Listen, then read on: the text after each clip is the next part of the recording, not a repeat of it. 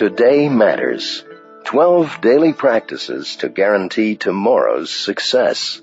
Written by John Maxwell and read by the author. Hi, this is John Maxwell. A few weeks ago, I was going through a box of old books in the basement looking for something to read to my grandchildren. And I came across a book my wife Margaret and I used to read to my daughter Elizabeth when she was little. It's called Alexander and the Terrible, Horrible, No Good, Very Bad Day by Judith Viorst. It's the story of a little boy whose day falls to pieces. It begins, I went to sleep with gum in my mouth, and now there's gum in my hair. And when I got out of bed this morning, I tripped on the skateboard. And I could tell it was going to be a terrible, horrible, no good, very bad day. From there, Alexander's day just keeps getting worse as he goes to school, finds himself at the dentist's office, and has to go shopping for clothes with his mother. He has a miserable day. Even the family cat seems to be against him. Our kids always liked Viorst's book, and I think we adults had as much fun reading little Alexander's grumpy complaints as they did listening. But it's no fun when your own day feels like Alexander's. Who looks forward to a day filled with obstacles, trials, and setbacks, where each bend in the road seems to hold something worse? When it comes to approaching the day, we often are more like Alexander than we would care to admit. We may not wake up with gum in our hair or feel that our family and friends are out to get us, but our days often fall to pieces, and as a result, they seem like very bad days. How often do you have a great day? Is it the norm or the rare exception for you? If I ask you to rate today on a scale of 1 to 10, with 10 being perfect, would you even know how to score it? Upon what would you base your rating? Would it depend on how you feel? Would it be determined by how many items you've checked off your to-do list? Would you score your day according to how much time you've spent with someone that you love? How do you define success for today? Everyone wants to have a good day, but not many people know what a good day looks like, much less how to create one. And even fewer people understand how the way you live today impacts your tomorrow. Why is that? The root of the problem is that most people misunderstand success. If we have a faulty view of success, we take a faulty approach to our day. As a result, today falls to pieces. Listen to these common misconceptions concerning success and the responses that often go with them. We believe success is impossible, so we criticize it. Psychiatrist M. Scott Peck opened his best-selling book, The Road Less Traveled, with the words, "Life is difficult." He went on to say, "Most do not fully see this truth that life is difficult. Instead, they moan more or less incessantly about the enormity of their problems, their burdens, and their difficulties, as if life were generally easy, as if life should be easy. Because we want to believe life should be easy, we sometimes assume anything that's difficult must be impossible. When success eludes us, we are tempted to throw in the towel and assume it's unattainable. That's when we begin to criticize it.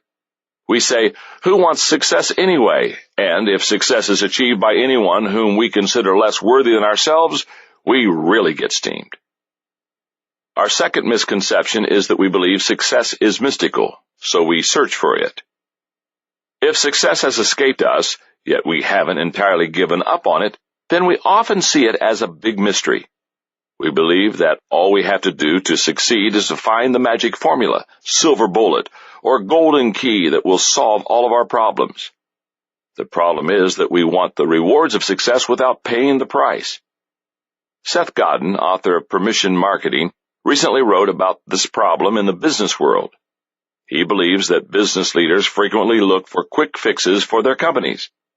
You don't win an Olympic gold medal with a few weeks of intensive training, says Godin. There's no such thing as an overnight opera sensation. Great law firms or design companies don't spring up overnight. Every great company, every great brand, and every great career has been built in exactly the same way, bit by bit, step by step, little by little. Misconception 3. We believe success comes from luck, so we hope for it. How many times have you heard people say something like, "He was just in the right place at the right time," to explain away someone else's success?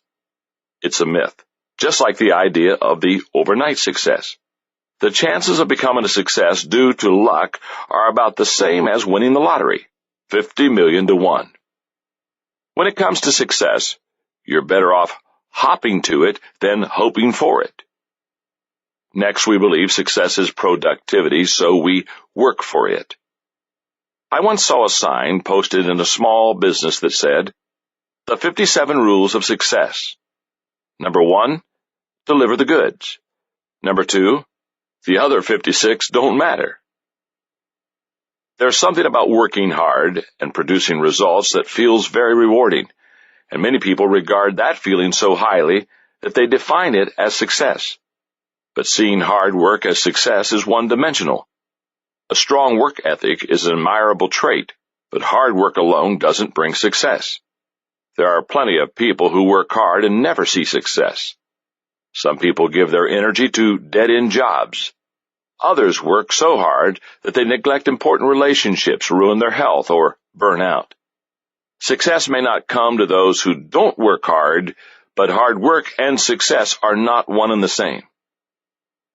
Misconception 5. We believe success comes from an opportunity, so we wait for it.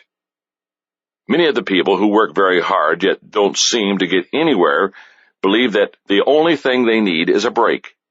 Their motto begins with the words, "if only." If only my boss would cut me some slack. If only I could get a promotion. If only I had some startup capital. If only my kids would behave. Then life would be perfect. The truth is that people who do nothing more than wait for an opportunity won't be ready to capitalize on one if it does appear. As basketball legend John Wooden says, when opportunity comes, it's too late to prepare. And for those who receive their wish of a promotion, startup, money, or anything else, it rarely changes anything in the long term if they haven't already done all the groundwork to be successful. Misconception 6. We believe success comes from connections, so we network for it. People who believe in connections think they would have it made if only they would have been born into the right family, or they think their fortunes would suddenly improve if they met the right person. But connections alone will neither improve the life of someone who is off track nor guarantee success. If they did, the children of every successful business person would have it made, and the siblings of every U.S. president would be highly successful. But you know that is not true. Remember Billy Carter? Another misconception is that we believe success comes from recognition, so we strive for it. In your profession, is there a sure sign that you've made it? Would your peers be impressed if you were recognized by Fortune magazine, became a chess grand champion, or won the Lombardi Trophy? Or do you picture yourself accepting the Pulitzer Prize, Fields Medal, or Nobel Prize? In France, a nation of food lovers where chefs receive the highest honors, one of the highest marks of recognition anyone can receive is a 3-star rating for his restaurant from the Michelin Guide. At present, only 25 restaurants in all of France hold that honor. One of them is an establishment in the Burgundy region owned by Bernard Loiseau called the Côte d'Or. For decades, Chef Loiseau was said to be obsessed with creating the perfect restaurant and receiving the highest rating awarded by Michelin. He worked tirelessly. It takes great work to earn even a 2-star rating, but Loiseau achieved it in 1981. And then he worked harder. He perfected each dish on his menu, he improved the restaurant's service, and he went $5 million in debt to improve and expand his facility. And finally, in 1991, he received his 3rd star. He had accomplished what only a handful of others could. "We are selling dreams," he once said. "We are merchants of happiness." But the recognition he received didn't keep him happy. In the spring of 2003, after the lunch service, he committed suicide by shooting himself. He didn't warn anyone, nor did he leave a note. Some say he was disconsolate because his rating in another restaurant guide had fallen from 19 to 17 out of 20. Others described him as manic-depressive. No one will ever know why he killed himself, but we can be sure that the great recognition he had received in his profession wasn't enough for him. Finally, we believe success is an event, so we schedule it. I've dedicated more than 30 years of my life to speaking at events and putting on conferences to help people be more successful and become better leaders. But I'm very realistic about the limited impact an event can make in a person's life, and I frequently remind conference attendees of those limitations. Events are great places for receiving inspiration and encouragement.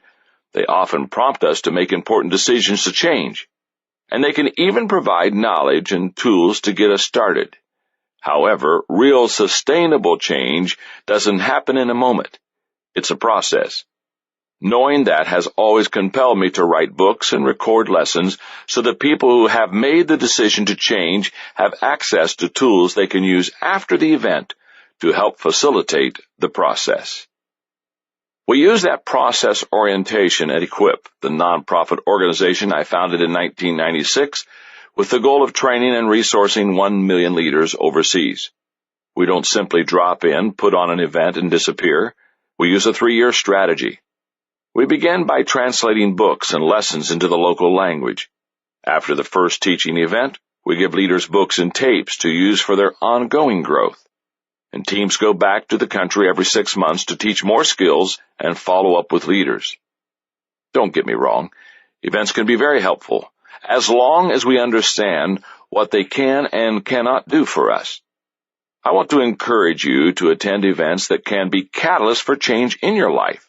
Just don't expect them to suddenly bring you success. Growth comes from making decisions and following through on them. And that's what this book is all about. If we want to do something with our lives, then we must focus on today. That's where tomorrow's success lies. But how do you win today? How do you make today a great day instead of one that falls to pieces? Here's the missing piece. The secret of your success is determined by your daily agenda. When I talk about your daily agenda, I don't mean your to-do list, nor am I asking you to adopt a particular kind of calendar or computer program to manage your time. I'm focusing on something bigger.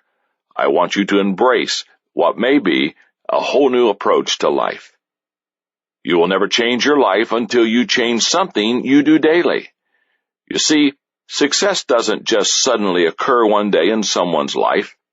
For that matter, neither does failure. Each is a process. Every day of your life is merely preparation for the next.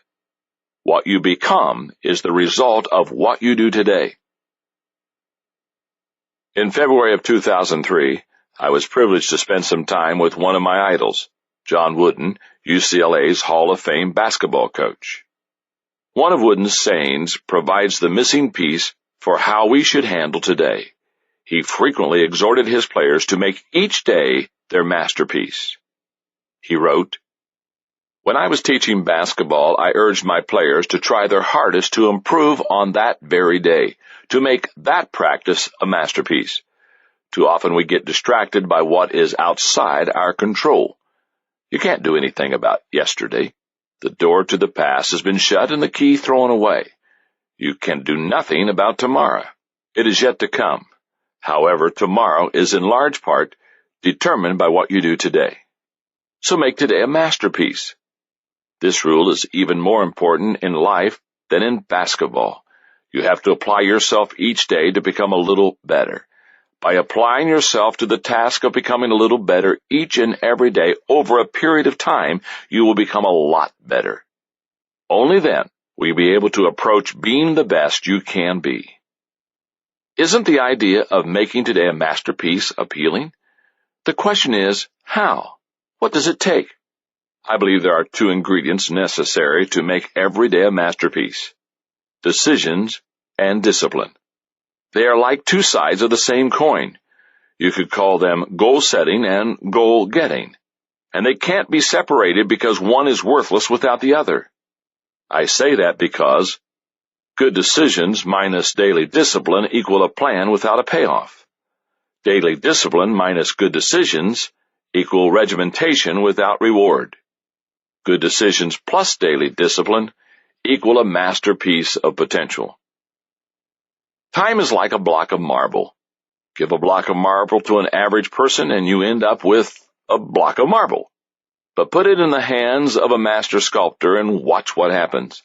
The sculptor looks at it with an artist's eye. First, he makes decisions about what it will be. Then he practices the disciplines of his craft until he has transformed lifeless stone into a masterpiece. I believe you and I can become like the sculptor. We can learn to become master craftsmen of our lives. You begin to build a better life by determining to make good decisions, but that alone is not enough. You need to know what decisions to make. I've given the subject a lot of thought, talked to many successful people, and narrowed down the list of critical areas for success to 12. I call them the Daily Dozen. Number 1, attitude. Choose and display the right attitudes daily. Number 2, priorities. Determine and act on important priorities daily. Number 3, health. Know and follow healthy guidelines daily. Number 4, family. Communicate with and care for my family daily. Number 5, thinking. Practice and develop good thinking daily. Number 6, commitment. Make and keep proper commitments daily. Number 7, finances. Make and properly manage dollars daily. Number 8, faith. Deepen and live out my faith daily. Number 9, relationships. Initiate and invest in solid relationships daily. Number 10, generosity. Plan for and model generosity daily. Number 11, values. Embrace and practice good values daily. And number 12, growth. Seek and experience improvements daily. Before going any further, I need to make something clear. Please don't let the length of the list bother you. What I'm suggesting is that you take some time to think through these areas and make a major decision in each that will be lifelong. You can settle an issue once and for all, and you won't have to revisit it daily. The most successful people in life are the ones who settle their critical issues early and manage them daily. The earlier you settle the critical issues of your life, the greater your potential for success. The first ingredient of success, making good decisions, has no real value without the second, which is practicing good discipline. Let's face it, everyone wants to be thin, but nobody wants to diet. Everyone wants to live long, but not many people want to exercise. Everybody wants money, yet few want to work hard. Successful people conquer their feelings and form the habit of doing things unsuccessful people do not like to do. The bookends of success are starting and finishing. Decisions help us start. Discipline helps us finish. Most people want to avoid pain, and discipline is often painful. But we need to recognize that there are really two kinds of pain when it comes to our daily conduct. There's the pain of self-discipline and the pain of regret. Many people avoid the pain of self-discipline because it's the easy thing to do. What they may not realize is that the pain of self-discipline is momentary, but the payoff is long-lasting. If we've made a decision to try to be healthy, but we put off exercising, it's true that we avoid 30 minutes of unpleasantness. But then we feel guilty because we violated the decision we know was right for us. Then we regret not having exercised. And if we constantly avoid exercise, we end up paying a price later. On the other hand, when we do practice the discipline of exercise for 30 minutes, we feel good about ourselves the entire day. That's a great trade-off. We get 16 hours of positive feelings about ourselves for half an hour of work. And if we consistently practice the discipline of exercise, we also receive a health benefit that can literally save and extend our lives. Because we already have so many reasons not to start in the back of our minds, let me encourage you by giving you some compelling ideas about getting started. Start with yourself. A few years ago, on a trip to India, I got the opportunity to visit the home of that nation's great leader, Mahatma Gandhi. The house has been turned into a museum, and it contains some of his personal possessions as well as artifacts from his time of leadership. It also teaches much of his philosophy. One of his statements that I saw there struck me. Be the change you want to see in the world. What a great statement. If you desire for just one person close to you, your spouse, your children, a close friend, an employee, to change in some way, then become a model of change yourself. When that happens, you gain experience, confidence, integrity, and influence. You become content with yourself. You must have something to give before you can give to others. Start small. When you start small and succeed, it helps you believe that you can accomplish the next step. It also helps you to prioritize your actions and focus your energy. But here's a piece of advice. As you get ready to begin, don't expect to understand all of what it will take to get to the top. Just focus on the next step. Start early. There's an old saying that Noah didn't wait for his ship to come in, he built one. If you take a proactive approach to changing your life, and you start early, you increase your odds for success, and you create more options for yourself later in life. As you keep listening, you will become acquainted with my personal history and how I came to make each decision for practicing one of the daily dozen. I share it because I want to flesh out the process for you and let you know that I'm trying to live out the principles I teach about. And I'll tell you where I struggled. I'm not pretending that I do all of this perfectly, but you'll also find that I had the good fortune to make many of these decisions early in life. In my teens, I made 4 decisions. In my 20s, 5 decisions. In my 30s, 2 decisions. And in my 50s, I made only 1 decision. The earlier I made the decision and consistently practiced the discipline, the greater the compounding effect on my life. The same will be true for you. Decision number 1. Today's attitude gives me possibilities. Is it possible for an individual to have success without a good attitude? The answer is yes, but their attitude will determine how much they enjoy the success. Sigmund Freud is an example of someone with a poor attitude who was otherwise able to achieve. The father of modern psychotherapy was hailed as a groundbreaking genius during his lifetime, wrote numerous books, and influenced several generations of physicians, artists, and thinkers. He has been called one of the most influential people of the 20th century. Yet from the time he was a teenager, he was pessimistic, skeptical, and often depressed. He tried to relieve his distress with cocaine beginning at 28 years of age. He believed that happiness was difficult to experience, and that unhappiness was the lot of most people. In his book, Civilization and Its Discontents, Freud wrote, "What good to us is a long life if it is difficult and barren of joys, and if it is so full of misery that we can only welcome death as a deliverer?" Without a doubt, his attitude, not his accomplishments, influenced his outlook on life. What's sad is he chose his discontent. Here's why attitude makes such a difference as you approach your day. Your attitude at the beginning of a task affects its outcome more than anything else. You've heard the phrase, all's well that ends well. Here's another that I believe is equally true. All's well that begins well. Look at successful people and you'll see that they've embraced this truth, whether it's a doctor going into surgery, a coach readying his team for a game, a pastor preparing a sermon, or a business person entering negotiations before a big deal. The confident person increases his chances for success. The pessimist invites the negative outcome he expects. Charlie Wetzel, who works with me on my books, recently underwent a change in attitude in his thinking concerning the process of editing. He is a writer and has never particularly enjoyed the editing process. It reminds him of when he graded students' papers as an English composition teacher. Recently, when we were working on my book, There's No Such Thing as Business Ethics, He received the edited manuscript from the publisher and was asked to review it, check the editor's changes, and verify facts. It's a process he normally hates because he thinks it takes time away from the writing he should be doing. But this time he decided to change his attitude as he approached the task.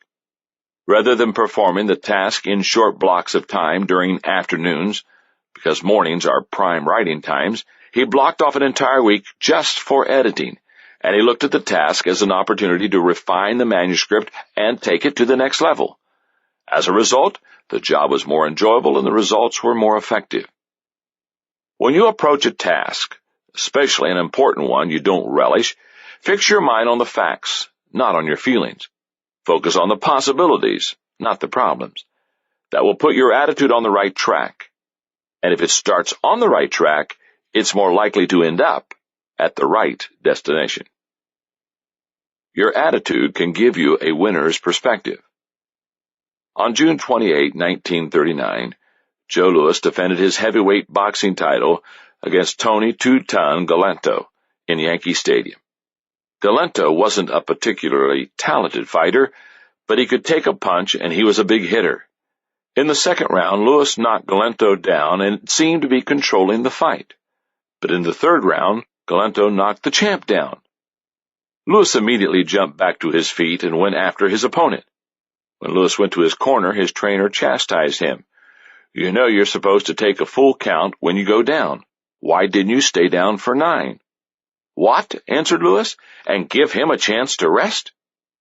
Louis pummeled Galento so badly in the fourth round that the referee stopped the fight. In today's competitive culture, everybody is looking for an edge. Top athletes and top business people alike know that all things being equal, attitude wins. But this is also true. All things not being equal, attitude sometimes still wins. Possessing a great attitude is like having a secret weapon. Your attitude is contagious. One of my mentors, Fred Smith, once told me that there are 2 kinds of people in any organization: polluters and purifiers. Polluters are like smokestacks, belching out dirty smoke all the time. They hate clear skies, and no matter how good it gets, they can find a way to make it gloomy. When the people around them in the organization breathe their toxins, they feel sicker and sicker. Purifiers, on the other hand, make everything around them better. It doesn't matter what kind of rotten atmosphere they encounter. They take in the toxic words of polluters in the organization just as everyone else does, but they filter the words before passing them on. What goes in may be gloomy and negative, but when it comes back out, it's fresh and clear. When you spend time with others, do they walk away feeling better or worse? Do you clear the air, giving them a fresh perspective and positive encouragement, or do they go away feeling gloomy? Watch how people respond to you, and you'll know which kind of a person you are. I discovered the importance of attitude in 1964 when I was 17 years old. My high school basketball coach, Don Neff, took me aside at the beginning of my senior season and told me that he wanted me to be the captain of the team. I was excited, but I was also a little surprised because I knew that my teammate, John Thomas, was a better player than I was. But then Coach Neff said something that explained it. "John," he said, "you have the best attitude on the team, and it influences the other players."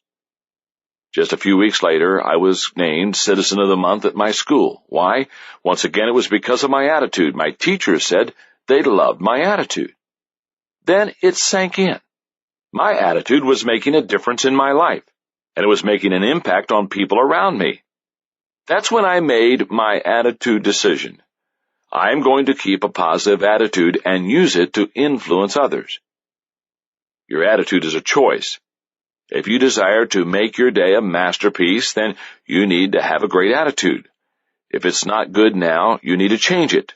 Make the decision. Here's how. First, take responsibility for your attitude. After my wife, Margaret, and I had been married for 4 or 5 years, we went to a conference for pastors where I had been asked to be one of the speakers. Margaret also agreed to do a breakout session for spouses, and I attended her session. During the Q&A time, a woman asked, "Does John make you happy?" I have to say I was really looking forward to hearing Margaret's answer.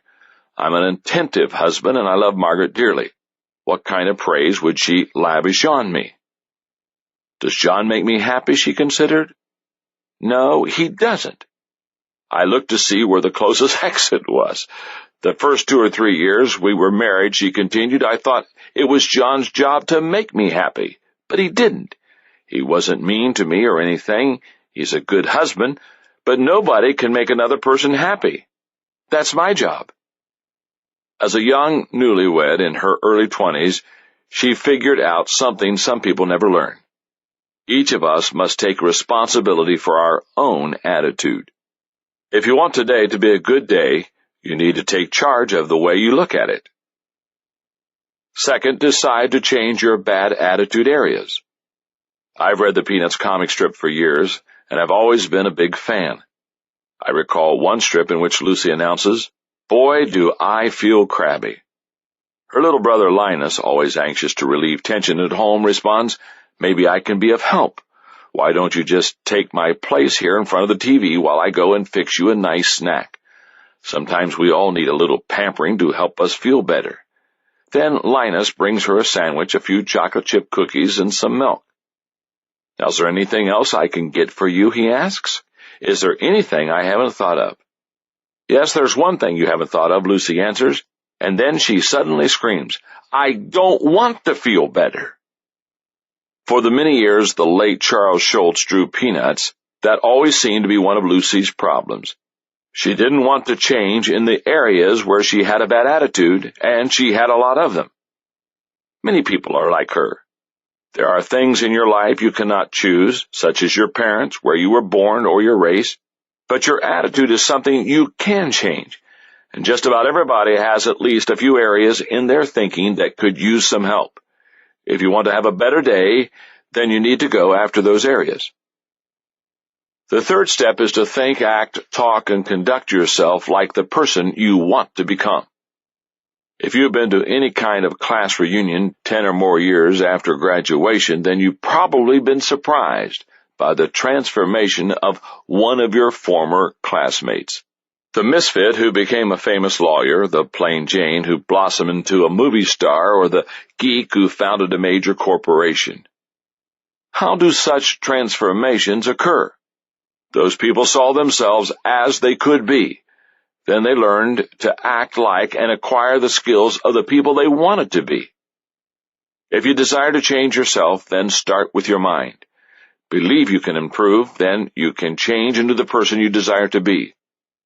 Ralph Waldo Emerson said, "What lies behind us and what lies before us are tiny matters compared to what lies within us." Develop a high appreciation for life. A friend emailed to me the story of a very together and independent 92-year-old lady who was moving into a nursing home. Since she was legally blind and her husband of 70 years had passed away, the move was her only option. She waited in the lobby of the facility for a long time before finally being told that her room was ready. As she was escorted down the corridor, her attendant described the room, down to the curtains hung on the windows. "I love it," the elderly lady enthused. "But you haven't even seen the room yet." "Just wait," the attendant responded. "That doesn't have anything to do with it," she replied. "Happiness is something you decide on ahead of time. Whether I like my room or not doesn't depend on how the furniture is arranged. It's how I arrange my mind." Appreciation isn't a matter of taste or sophistication. It's a matter of perspective. John Wooden said, "Things turn out best for the people who make the best of the way things turn out." The place to start is with the little things. If you can learn to appreciate them and be grateful for them, you'll appreciate the big things as well as everything in between. If you want to benefit from the possibilities of a positive attitude, you need to do more than just make the decision to be positive. You also have to manage that decision. For me, in the area of attitude, it means one thing. Every day, I will make the adjustments necessary to keep my attitude right. If this is new territory for you, you may be wondering how to do it. Here are some guidelines to help you on your way. Recognize that your attitude needs daily adjustment.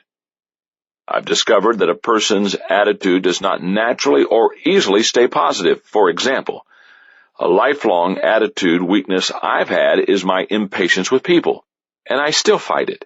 Every day I ask myself, have I been impatient with someone? When I have, I apologize to the person.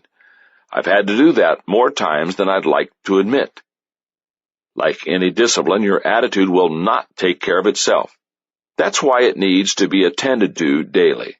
The stronger your natural inclination to be pessimistic or critical, the more attention your attitude will need.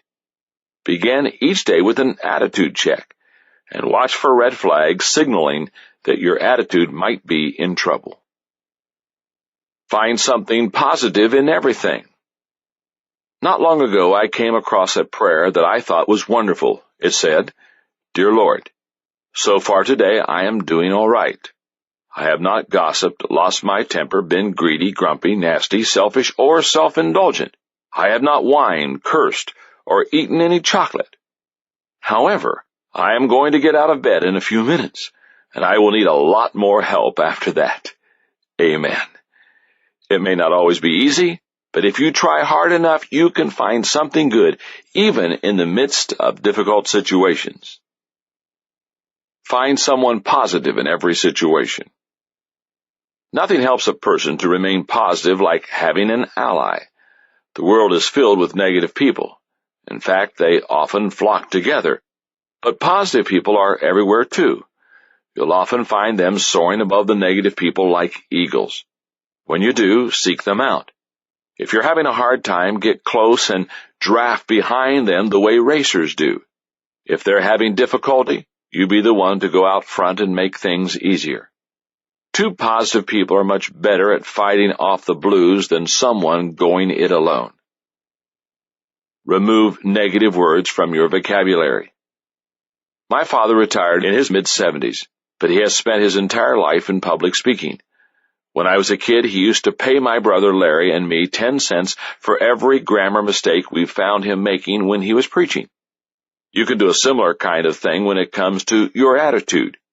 You or someone you enlist can be on the lookout for negative words in your vocabulary so that you can try to eliminate them. Eliminate these words. I can't. If only. I don't think. I don't have time. Maybe. And say these words instead. I can. I will. I know. I will make time. Absolutely. When I made the decision at age 17 to maintain a positive attitude, I did it because it was giving me immediate positive results.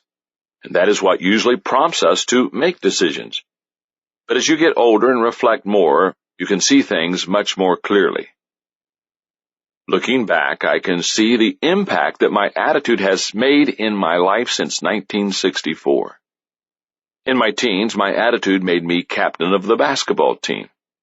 In my 20s, my attitude helped me convince Margaret to marry me. In my 30s, my attitude helped me step out of my comfort zone by leaving my organization and taking a new position in California. In my 40s, my attitude kept me going during 8 years of red tape and conflict while trying to build a new campus for my church. In my 50s, my attitude allowed me to bounce back from a heart attack. I can honestly say that for 40 years, my attitude has been my greatest asset in influencing others. And as I approach my 60s, my attitude has motivated me to lead an effort to train and equip 1 million leaders internationally. I want to keep making a positive impact until the day I die. Decision number 2. Today's priorities give me focus.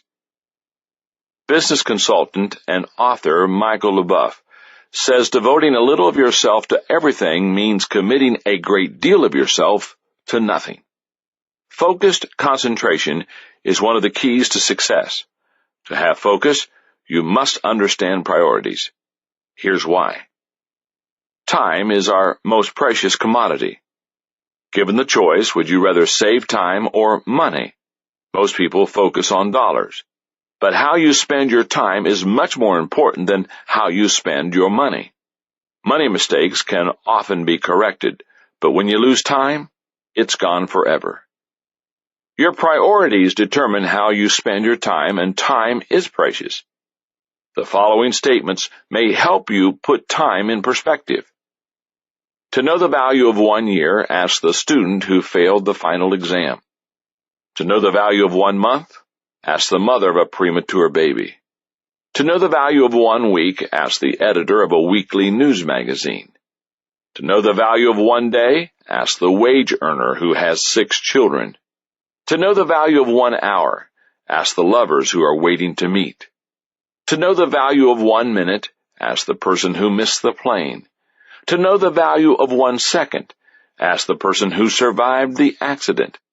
And to know the value of 1 millisecond, ask the Olympic silver medalist. We cannot change time, only our priorities. Sales consultant and author Myers Barnes says, time management has nothing to do with the clock, but everything to do with organizing and controlling your participation in certain events that coordinate with the clock. Einstein understood time management is an oxymoron. It cannot be managed. You can't save time, lose time, turn back the hands of time, or have more time tomorrow than today. Time is unemotional, uncontrolled, unencumbered. It moves forward regardless of circumstances, and in the game of life creates a level playing field for everyone. Since you can't change time, you must instead change your approach to it. We cannot do everything. There was a time in my life when I thought I could do everything, but I was very young, energetic, and naive. Chinese author and philosopher Lin Yutang said, "Besides the noble art of getting things done, there is the noble art of leaving things undone. The wisdom of life consists of the elimination of non-essentials." You can have anything you want, but you cannot have everything you want. You have to choose. Excellence comes from doing the right things right. If you're not sure what the right things are, pretend you have only 6 months to live. The things you would do in that short time are the right things. Priorities help us to choose wisely. Author Robert J. McCain says the reason most goals are not achieved is that we spend our time doing second things first. Let's face it, there are a lot of things vying for your attention. Many people want to put you on their agenda. Thousands of manufacturers want you to spend your money on their product. Even your own desires can be so diverse and your attention so scattered that you often aren't sure what should get your attention. That's why you need to focus. To be successful, you can't just run on the fast track, instead run on your own track. People who reach their potential and fulfill their dreams determine and act on their priorities daily. When I first graduated from college and began my career, I was not working according to my own agenda. Back in the 1960s, when I studied for the ministry, the majority of my coursework had prepared me to do counseling and administration. So when I began working in 1969, guess what I spent most of my time doing? That's right, counseling and administration. Nothing could have been farther from my natural gifts or my natural inclinations. Despite much hard work, I was neither fulfilled or effective. Because I wanted to improve myself and pick up skills I didn't learn in college, in 1971 I began working on a business degree. While reading for one of the courses, I came across a paragraph written about Italian economist Vilfredo Pareto. It contained information about prioritizing called the Pareto principle. It said that by focusing your attention on the top 20% of all your priorities, you would get an 80% return on your effort. That was my eureka moment. That's when I made this decision.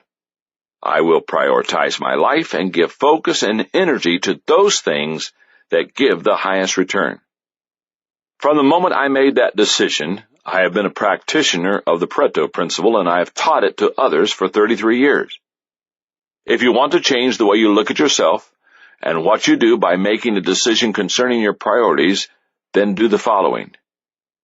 Take back today. Poet Carl Sandburg said, "Time is the most valuable coin in your life. You and you alone will determine how that coin will be spent. Be careful that you do not let other people spend it for you." Your greatest possession is the 24 hours you have directly ahead of you. How will you spend it? Will you give in to the pressure or focus on priorities? Will you allow pointless emails, unimportant tasks, telemarketers, interruptions, and other distractions to consume your day? Or will you take complete responsibility for how you spend your time, take control of the things you can, and make today yours? If you don't decide how your day will be spent, someone else will. No daily dozen issue has added more to my success than the principle of priorities. When I discovered that I needed to change my approach to my day and my career, I started by asking myself 3 critical questions. Number 1, what is required of me?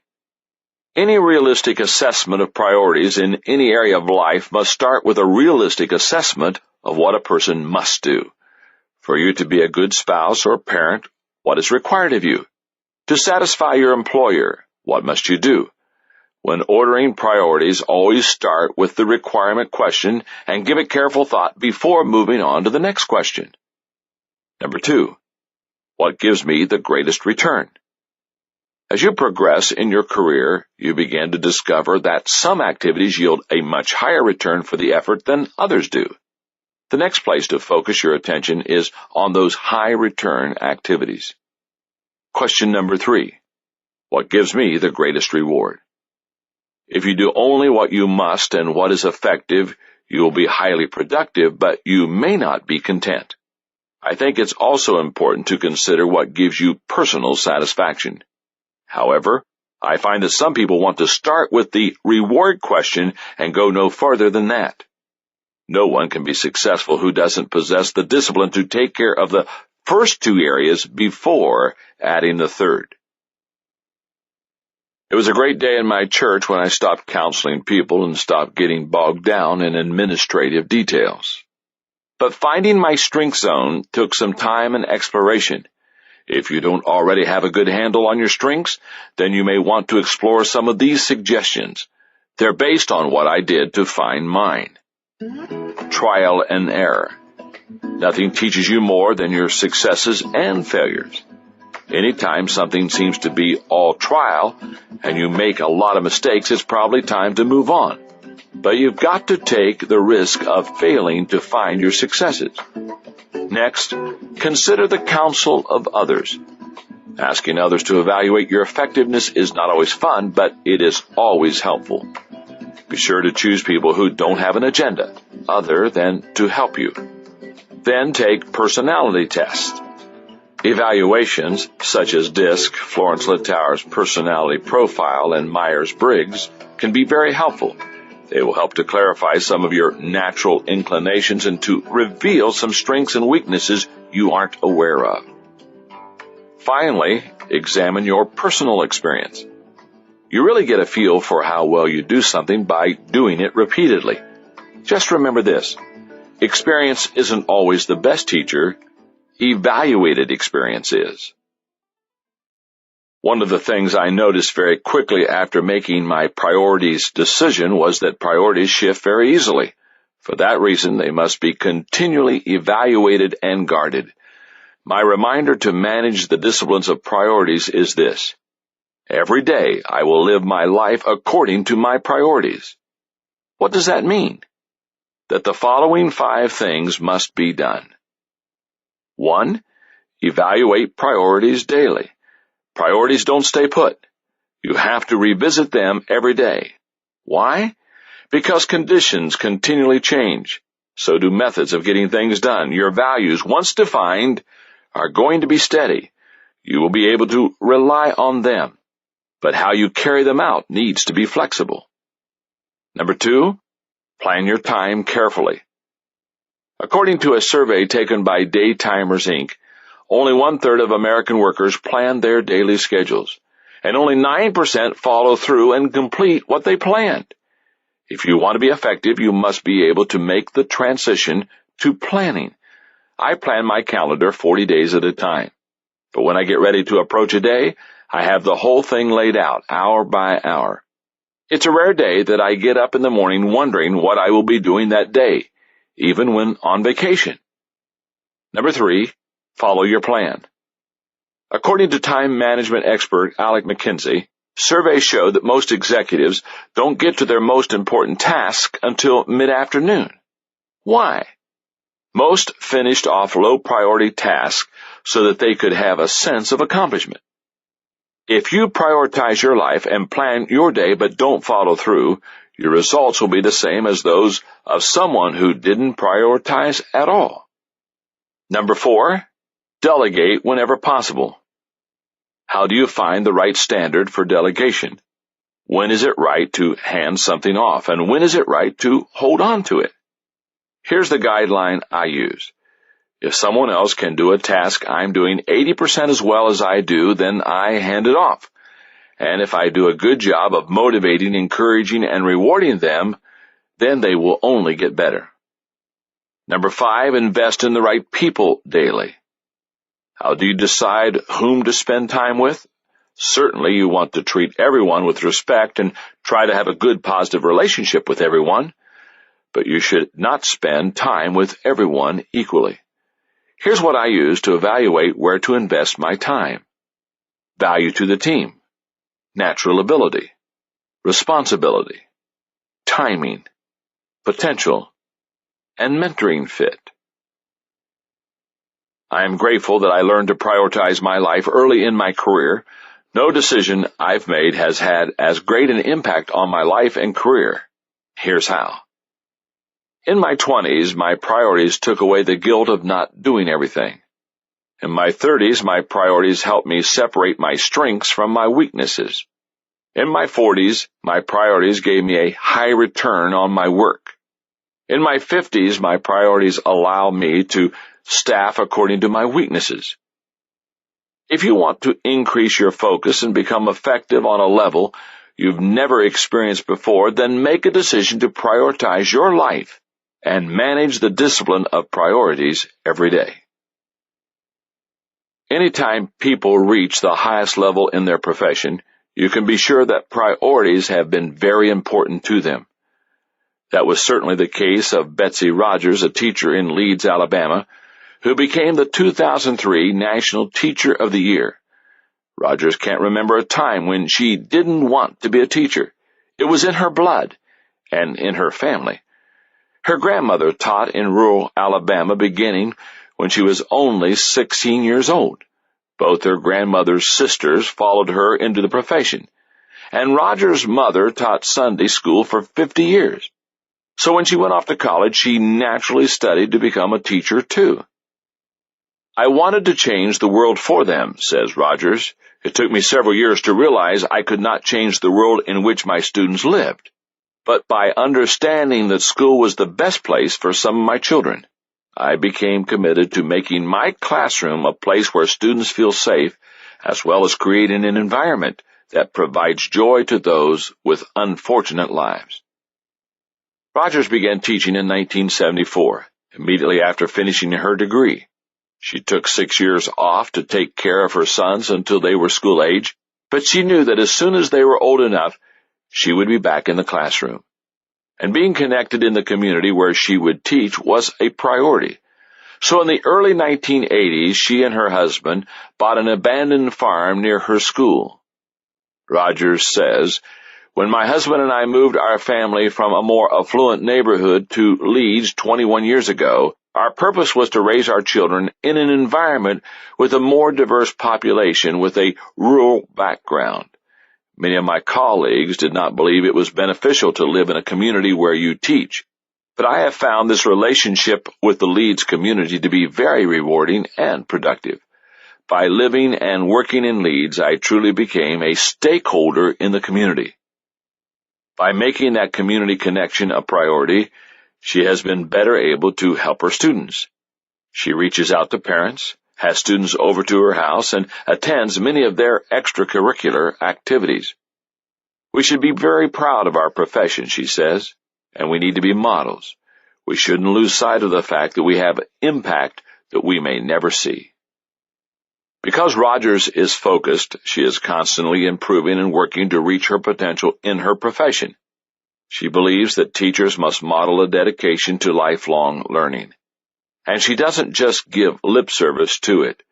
When both her sons were in college, she went back to school herself. She has since earned 3 graduate degrees in 1998, 2000, and 2002. As National Teacher of the Year, she will be expected to spend a year visiting schools and serving as an international spokeswoman for education. When she's finished, she could use the recognition she has received as a springboard to a plum teaching position or a higher-paying administrative position. But that's not what she's about. According to County Superintendent Bob Neighbors, Rogers has inquired about going back to work in a county school on academic alert because of poor test scores. After all, what's the use of improving herself if she can't use what she's learned to help others?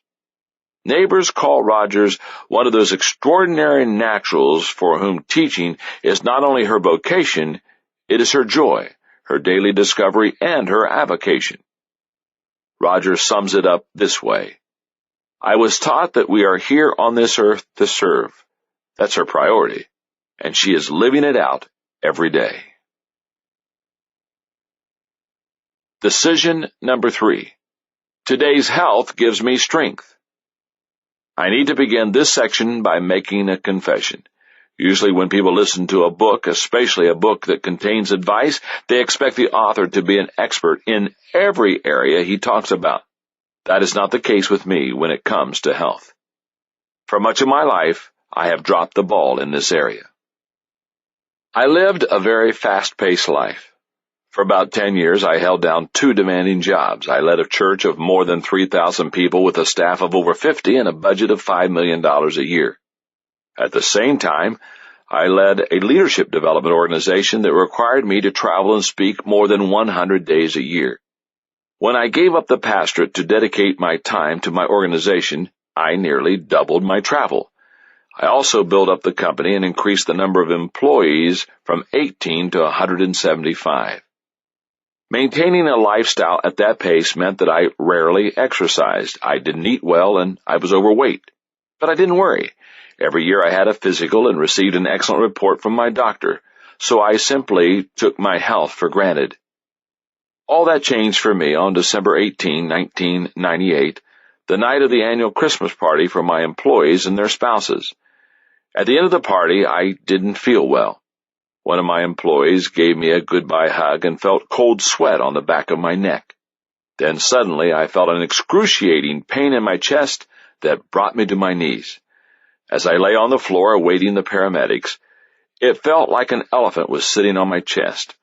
I was grateful that Margaret, our children, and many of my closest friends were there with me at the party because I thought I wasn't going to make it. When I got to the hospital, I was told that I was having a serious heart attack. In the wee hours of the morning, Dr. Jeff Marshall performed a procedure to remove a clot that made its way into my heart. He saved my life. Afterward, he explained that he had used a new procedure that had only recently been developed. If I'd had my heart attack a year or 2 earlier, nothing could have been done. It would have killed me. It almost seems too obvious to mention that your health matters today, yet I believe I must say it, because many people treat their bodies the way I did for more than 50 years. So here's a reminder of what's at stake when it comes to health. Your health impacts you emotionally, intellectually, and spiritually. You can escape from a lot of things that might hurt you. You can quit a hazardous job. You can move from one climate to another. You can stay away from someone who wants to harm you. But you can't get away from your body. For as long as you live, you're stuck with it. If you make choices that cause you to be continually hurting or unhealthy, it will affect every aspect of your life, your heart, your mind, and spirit. Health often determines quality as well as quantity of life. My friend Zig Ziglar asked the question, if you had $1 million racehorse, would you allow it to smoke cigarettes, drink whiskey, and stay out all night? How about $1,000 dog? Of course you wouldn't. A thoroughbred horse that was not taken care of would never be capable of winning a race. A dog whose health ran down would not work effectively or show well. The real question is, if you wouldn't allow your animals to do such things, then why would you allow yourself to? It's easier to maintain good health than to regain it. People are funny. When they are young, they will spend their health to get wealth. Later, they will gladly pay all they have trying to get their health back. I fell into a similar trap, even though I wasn't trying to accumulate wealth. I was driven by a sense of mission and the desire to achieve. That caused me to make a number of costly mistakes. I was arrogant about my health. I thought because I felt good, I was healthy. I worked too hard, I did not exercise enough, and I didn't listen to loving friends who tried to warn me about my lifestyle. As I recovered from my heart attack in the hospital, I felt very fortunate to be alive. Cardiovascular diseases are the #1 cause of death in the United States and Europe. But I didn't discover how blessed I was until Dr. Marshall told me that I had sustained no damage to my heart. That meant I had the potential to make a full recovery. At the age of 51, I made this health decision. I will take good care of myself by exercising and eating right. If you know the value of good health, yet you've had a hard time making the commitment to know and follow healthy guidelines, here are some suggestions to help you turn your attention to the subject and tackle it. #1, have a purpose worth living for. It's hard to find motivation in the moment when there is no hope in the future. A sense of purpose helps a person to make a decision to change and then to follow through with the discipline required to make that change permanent. I found that to be true after my heart attack. A friend who spent a lot of time with me during my recovery saw me pass on desserts time after time, something that was not characteristic of me, and finally he asked, "Have you lost your craving for desserts?" "No," I answered, "but my craving for life is greater." #2, do work you enjoy. One of the greatest causes of debilitating stress in people's lives is doing jobs they don't enjoy. It's like comedian Lily Tomlin said, "The problem with the rat race is that even if you win, you're still a rat." I believe 2 major frustrations contribute to that stress. The first is doing work you don't think is important. If you do work that you believe adds no value to yourself or to others, you quickly become demoralized. To remain healthy, your work must be in alignment with your values. Another reason some people don't like their work is because they do jobs that keep them in an area of weakness. Nobody can do that long and succeed. For example, most people hate the thought of public speaking. How would you like to get up in front of an audience and speak to them every day? That's some people's #1 fear.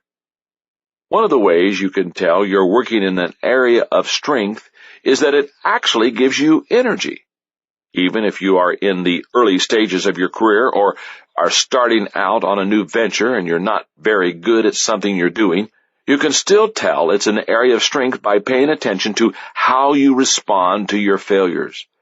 Mistakes that challenge you show your areas of strengths. Mistakes that threaten you show areas of your weaknesses. #3, find your pace. Part of taking care of yourself includes finding and maintaining the pace that's right for you. If you take life more slowly than your energy level is capable of, you can become lazy. If you continually run at a pace faster than you are capable, you can burn out. You need to find your balance. Even today, at age 57, I still have a tendency to take on too much and go at a faster pace than is really good for me. There are so many opportunities I want to pursue, books I want to write, and people I want to help. I'm constantly trying to strike a balance between my desire to maintain a healthy pace of life and my drive to accomplish all I can during my lifetime.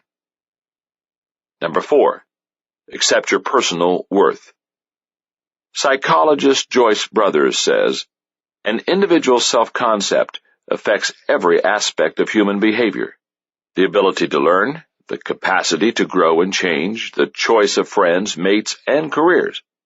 It is no exaggeration to say that a strong, positive self-image is the best possible preparation for success in life. If your self-image is driving you to do things that negatively impact your health, seek help. Number 5, laugh. Physician Bernie S. Siegel wrote in Peace, Love, and Healing, "I've done the research, and I hate to tell you, but everybody dies. Lovers, joggers, vegetarians, and non-smokers. I'm telling you this so that some of you who jog at 5 a.m. and eat vegetables will occasionally sleep late and have an ice cream cone. We should never take life or ourselves too seriously. Each of us has idiosyncrasies that can cause us to despair or to laugh. For example, when it comes to anything related to tools or technology, I'm clueless. I'm not Mr. Handyman, I'm Mr. Hopeless.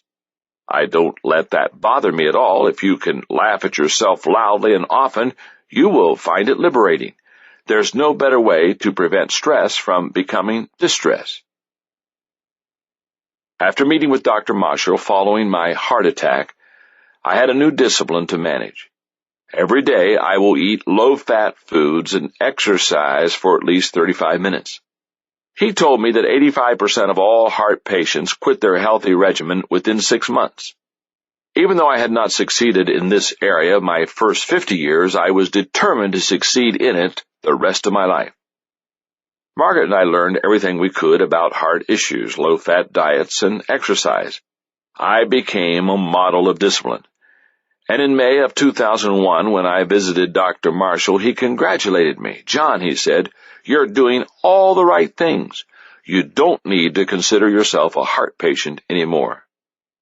I wish I would have never heard those words. You see, I love food and I possess a foodaholic bent. Because of that good news I received from Dr. Marshall, I gave myself permission to cheat on my diet once in a while, something I had not done once in 2.5 years. The problem was that I quit managing my life according to the decision I made. I had relaxed my discipline. Once my commitment was less than 100%, I got into trouble.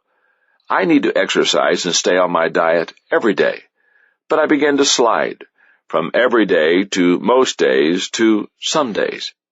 I ignored my own teaching that today matters.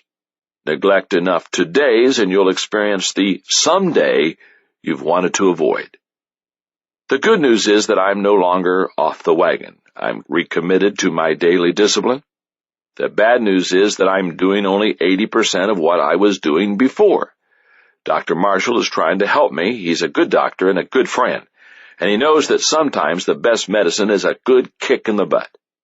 The area of health is still a battle, but it's one that I'm determined to win. Successful people make the major decisions in their life early and manage them daily. In the other sections of this book, I try to show you how the decisions I've made and the disciplines I've practiced have created a positive compounding effect in my life. I'm sorry to say that I can't do that when it comes to health. Instead, I'll tell you how poor decisions have had a different kind of effect. In my teens, I developed many bad eating habits. In my 20s, food became a stress reliever when I worked especially hard. In my 30s, I finally started to exercise, but it was usually last on my agenda. In my 40s, I realized I needed to attend to my health and made a decision to change, but I failed to add the necessary daily discipline.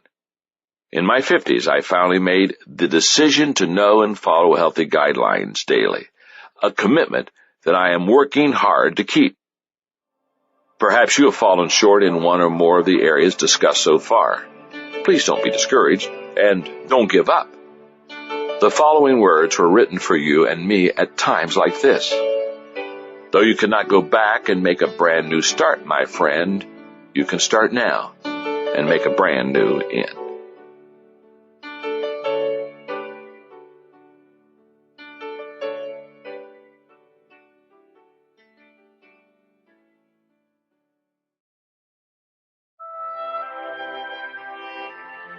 Decision number 4, today's family gives me stability.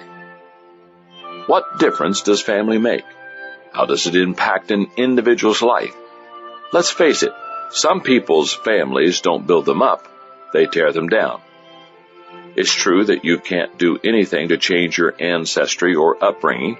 You have no control over what your parents or grandparents did or how they treated you. But while you can't do much about your ancestors, you can influence your descendants greatly. You determine how you treat your family. You're the one who decides whether you will stay and work things out or leave your family when the going gets rough, as it always does. You're the one who decides how much time you spend with the relatives who build you up versus those who try to knock you down. You determine how you treat others. The way you approach family life has a profound impact on how you live.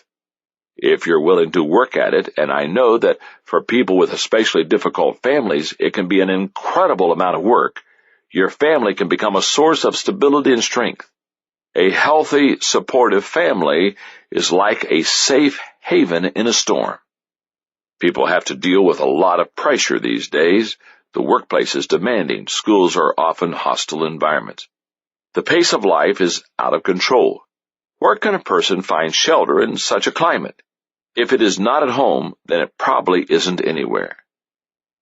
A reporter once asked President Theodore Roosevelt with whom did he enjoy spending most of his time. He responded he would rather spend time with his family than with any of the world's notables. For him and for his family, home was a safe haven in the midst of a storm. A healthy family also provides a photo album of memories. Think back to your own childhood. What are your favorite memories? What positive images still make you smile? If you have children, which of their memories do you think are their favorites? You may want to ask them. The more positive and loving the environment you strive to create at home, the more good memories they will have to keep them grounded. Your family can also be a crucible of character. Your family life not only helps to form the character of any children living at home, but it also continues to mold your character as an adult.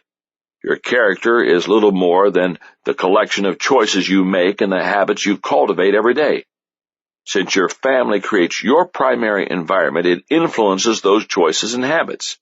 Strong, healthy families encourage people to make constructive choices, to develop positive disciplines, and to pay the price today for success tomorrow. And a supportive family is a treasure chest of your most important relationships. There's no doubt that the relationships you have with members of your immediate family and with your spouse are the most important ones in your life. The people closest to you form you and are formed by you. That should be reason enough to value them. When Mother Teresa received the Nobel Peace Prize, she was asked, "What can we do to promote world peace?" Her answer, "Go home and love your family." If you want to make a positive impact, no matter how far-reaching, start at home. Treat your family members like treasures. Years ago, I cut out a quote by Nick Stennett that summarized the importance of family. It reads, "When you have a strong family life, you receive the message that you are loved, cared for, and important.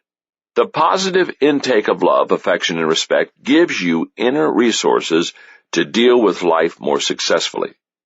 In other words, family gives you stability." In 1986, when I was 39 years old, I began to notice a terrible trend. The marriages of some of my colleagues, college buddies, and friends were falling apart and ending in divorce. That really got my attention because even some of the relationships that Margaret and I had considered to be strong had fallen by the wayside. We didn't think our relationship was in any kind of danger, but I also discovered that prior to their breakdowns, some of the couples had thought nothing like that could ever happen to them. This all occurred about the same time my career was really taking off. I still wanted to be successful, but I didn't want to lose my family in the process. That prompted me to make one of my key life decisions, and I would do so by rewriting my definition of success. From that moment, success meant having those closest to me love and respect me the most. I don't know where you stand with your family now. Everyone's situation is unique. You may have a great family life, or you may have made some serious mistakes from which you fear you will never recover. You may be single with no children, so that all you have is extended family. But I can tell you this, no matter what your situation is, you can benefit from the stability that comes from communicating with and caring for your family daily. Here's how to get started. Determine your priorities. There's a Russian proverb that gives this advice. Before going to war, pray once. Before going to sea, pray twice. Before getting married, pray 3 times.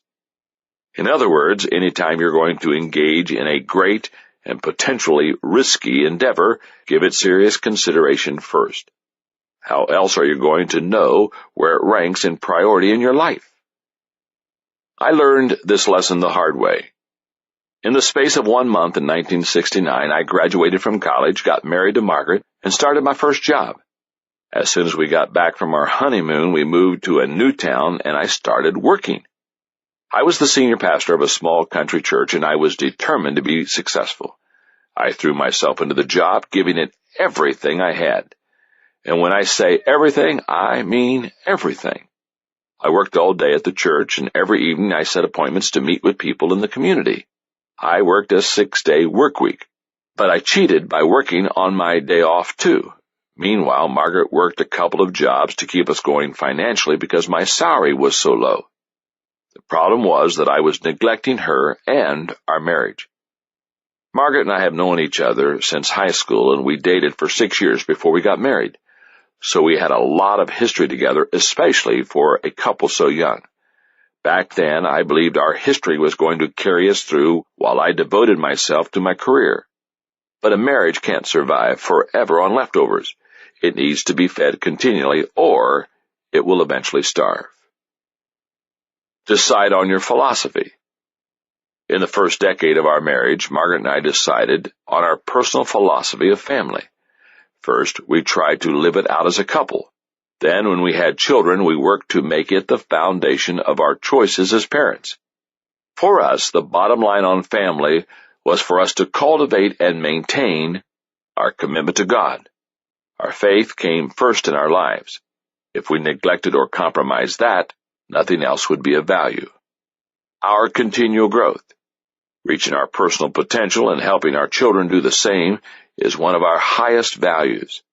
When we come to the end of our lives, we want to look back knowing that we lived life to the fullest. Our common experiences.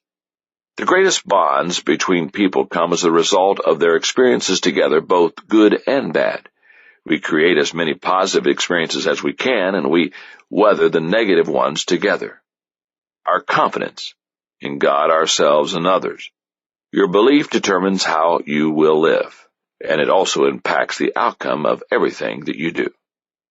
And our contributions to life. People should try to leave the world a better place than they found it. We want to add value not only to the people in our family, but also to every other life we touch. I know that you will want to create your list. Here's my suggestion. Keep it simple. If you come up with a list of 17 things you want to live out, you won't be able to do it. You may not even be able to remember it. Whittle the list down to the non-negotiables. Develop your problem-solving strategy. I think a lot of people go into marriage expecting it to be easy. Maybe they've seen too many movies. Marriage isn't easy. Family isn't easy. Life isn't easy. Expect problems, stay committed, and develop a strategy for getting through the rough times. Some people call family meetings to discuss issues. Others create systems or rules. Use whatever kind of problem-solving strategy works for you. Just be sure that it fosters and promotes 3 things. 1, better understanding. 2, positive change. And 3, growing relationships. The desire to make your family a priority is one thing. Actually, living it out is something else. I found that it's often easier to get the approval of strangers and colleagues than it is to get respect from those who know you best. So I practice this discipline. Every day I work hard on gaining the love and respect of those closest to me. Years ago, when something exciting happened during the day or I heard a bit of interesting news, I'd share it with colleagues and friends. By the time I got home, I had little enthusiasm for sharing it with Margaret. So I purposely began keeping things to myself until I could share them with Margaret first. That way, she never got the leftovers. I found the best way to place my family first is to give them some of my best energy and attention. If you desire to strengthen your family life and make it a source of stability, then try practicing some of these disciplines. Put your family on your calendar first. I have found that my work will gobble up every bit of my time if I let it. Before I made the decision to make my family a priority, I didn't give them the time that I should have. I think that's true of most people who enjoy their careers. Other people have hobbies or interests that can be very time-consuming. If you don't create boundaries for how you spend your time, your family will always get the leftovers. Even today, if I let my guard down, I'm liable to let work take over my schedule. Someone once said that you should never let yourself feel that you ought to be at work when you're with your family, and you should never feel that you ought to be with your family when you're at work. That's a great perspective. If you and your family can figure out and agree on how much time you should spend together, and you protect those times, you should be able to adopt that mindset. Try to create and maintain family traditions. Traditions give your family a shared history and a strong sense of identity. Don't you remember how your family celebrated Thanksgiving as a child, or how about Christmas? The traditions your family kept helped you define who you were and who your family was. Give thought to how you want to enjoy holidays, mark milestones, and celebrate rites of passage in your family. Start by basing traditions on your values. Add others you enjoyed from your childhood. If you're married, include those of your spouse as well. Mix in cultural elements if you want. Build some around your children's interest. Give traditions meaning and make them your own. It's vital to keep your marriage healthy. The relational foundation of any family is a couple's marriage.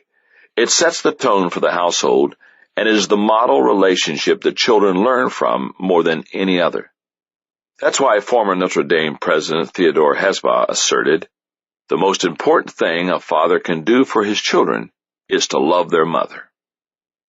No marriage is easy to keep going. It's been said that a successful marriage is one that can go from crisis to crisis with a growth in commitment. That's what it's really all about. Commitment. Commitment is what carries you through.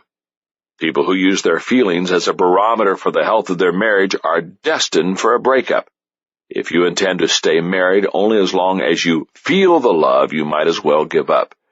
Just like anything else worth fighting for, marriage requires daily discipline and commitment. As I reflect on my family decision, I look back with intense gratitude to Margaret and my children. And I realize that in my 30s, my family decision gave me protection from making the life-shattering mistakes of many of my friends. In my 40s, my family decision helped me place my family first. In my 50s, my family decision has allowed me to see the positive outcome of the success of my grown children. For 18 years, my family and I have benefited from my decision to live by a different definition of success. I can't imagine what life would have been like without the stability provided by my family. Decision number 5. Today's thinking gives me an advantage. Claude M. Bristol, author of The Magic of Believing, said, "Thought is the original source of all wealth, all success, all material gain, all great discoveries and inventions, and all achievement." That's a bold statement. What kind of value do you put on good thinking? Has it been a priority in your life? Have you considered thinking to be a decision and discipline to be practiced daily? Here are some reasons to make thinking a priority in your life every day. Good thinking increases your value. Who has the greatest value in any organization? The answer is the person with the ideas. Industrialist Harvey Firestone said, "Capital isn't so important in business. Experience isn't so important. You can get both these things. What is important is ideas. If you have ideas, you have the main asset you need, and there isn't any limit to what you can do with your business and your life." Ideas are what our country was founded on. Ideas have helped to create great companies and to drive our economy, the largest in the world. Ideas are the foundation for everything we build, every advance we make. When a person is a good thinker and has lots of ideas, he or she becomes very valuable. If you're a good thinker, you have a great advantage. Poor thinkers are slaves to their surroundings. People who do not develop and practice good thinking often find themselves at the mercy of their circumstances. They are unable to solve problems, and they find themselves facing the same obstacles over and over again. And because they don't think ahead, they are habitually in a reaction mode. An old German proverb says, "Better an empty purse than an empty head." Good thinkers can always overcome difficulties, including lack of resources. And poor thinkers are also frequently at the mercy of good thinkers. My father required all three of his children to read for 30 minutes every day. Sometimes we chose what we read, but often he selected the reading material for us. Two of the books he asked me to read made a profound impression on me. The first was The Power of Positive Thinking by Norman Vincent Peale, which I read in the 7th grade. That year, my father also took me to Veterans Memorial Auditorium in Columbus, Ohio, to hear and meet Dr. Peale. That experience shaped my life. Even more impacting than meeting Dr. Peale was reading As a Man Thinketh by James Allen. I read the book in 1961 when I was 14 years old, and it made such an impression on me that I was prompted to make one of my daily dozen decisions. I still have the book. On page 49, Allen wrote, "All that a man achieves or fails to achieve is the direct result of his thoughts." The entire book made an impression on me, but that statement made me realize that my thinking would make or break me. So I decided, I will think on things that will add value to myself and others. If you desire to make good thinking a daily part of your life, consider this. Recognize there are many kinds of thinking. I believe 11 different thinking skills come into play when it comes to good thinking. I wrote about them in detail in Thinking for a Change. Here's an overview of the skills. Number 1, big picture thinking. The ability to think beyond yourself and your world in order to process ideas with a holistic perspective. Number 2, focus thinking. The ability to think with clarity on issues by removing distractions and mental clutter from your mind. Number 3, creative thinking. The ability to break out of your box of limitations and explore ideas and options to experience a breakthrough. Number 4, realistic thinking.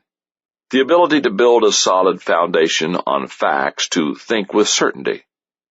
Number 5, strategic thinking. The ability to implement plans that give direction for today and increase your potential for tomorrow. Number 6, possibility thinking. The ability to unleash your enthusiasm and hope to find solutions for even seemingly impossible situations. Number 7, reflective thinking. The ability to revisit the past in order to gain a true perspective and think with understanding. Number 8, questioning popular thinking. The ability to reject the limitations of common thinking and accomplish uncommon results. Number 9, shared thinking. The ability to include the heads of others to help you think over your head and achieve compounding results. Number 10, unselfish thinking. The ability to consider others and their journey to think with collaboration. Number 11, bottom line thinking. The ability to focus on results and maximum return to reap the full potential of your thinking. If you recognize that there are many different kinds of thinking, what should you do? Should you try to master all of them? No, I believe that's a mistake. Let's say, for example, that you are a very good creative thinker, but you're weak in bottom-line thinking, yet you want to master both kinds of thinking. How would you get started? Where would you focus your attention? You could probably work on bottom-line thinking to get it up to average, but that would require a tremendous amount of time, energy, and resources. And what would it take to advance to merely good? It would take even more effort. The higher you try to climb, the more energy it takes to make less progress. No matter how hard you try, you might not ever make bottom-line thinking a strength. What if you gave that time to improving your creative thinking instead? Since you are already good, a moderate amount of time and energy could make you excellent. If you really gave it your all, perhaps you could become a world-class creative thinker. That would enable you to generate ideas and make contributions few others could. That would make you much more valuable and give you a real advantage in your life and career. So what do you do about your weaknesses? Gather people around you who are strong in those areas. That's what I've done for years. In my current season of life, I can hire staff who possess strengths in my areas of weakness. But even before I was the boss, I practiced this principle. For 35 years, my wife Margaret and I have worked as a team to compensate for one another's weaknesses. I've often relied on my brother Larry to help me in the area of realistic thinking. And I've made it a practice to partner with friends who think better than I do in a particular area while I do the same for them. Not having to rely entirely on myself when it comes to thinking has been a real advantage to me. It's easy to allow situations and other people to influence your thinking negatively as well as positively. One of the tricky things about seeking ideas and perspective from others is that some people have an agenda other than helping you. That's why it's important to take responsibility for your own thinking. When I was in my 20s, I began to practice this discipline. Every day, I will set aside a time to think, and I will determine to think on the right things. If you desire to do the same thing, then do this. Find a place to think. I want to encourage you to find a thinking place. When it comes to what works, everybody is different. Some people like to be connected to nature. Others want to be in the midst of, but removed from, activity. My friend Andy Stanley likes to sit alone in a restaurant to think. He says he needs a little distraction. J.K. Rowling, author of the Harry Potter books, wrote her early books while sitting in a cafe. Where you go doesn't matter as long as it stimulates your thinking. Set aside think time every day. As important as finding the right place to think is carving out the time. I do nearly all my best thinking early in the morning, except for reflective thinking. I usually do that in the evenings before I go to bed. That's when I review my day and try to measure how I did with my daily dozen. But all the other kinds of thinking come best to me in the morning. I often wake up in the wee hours and spend time just getting ideas on a legal pad while sitting in my thinking chair. I recommend that you try to discover the time of day when your thinking is the sharpest. Then set aside a block of time every day just to think. I believe you'll find that you're much more productive and focused as a result. Capture your thoughts. I always write down my thoughts. When I'm in my thinking spot, I use a legal pad. The rest of the day, I keep a small leather-bound notebook with me.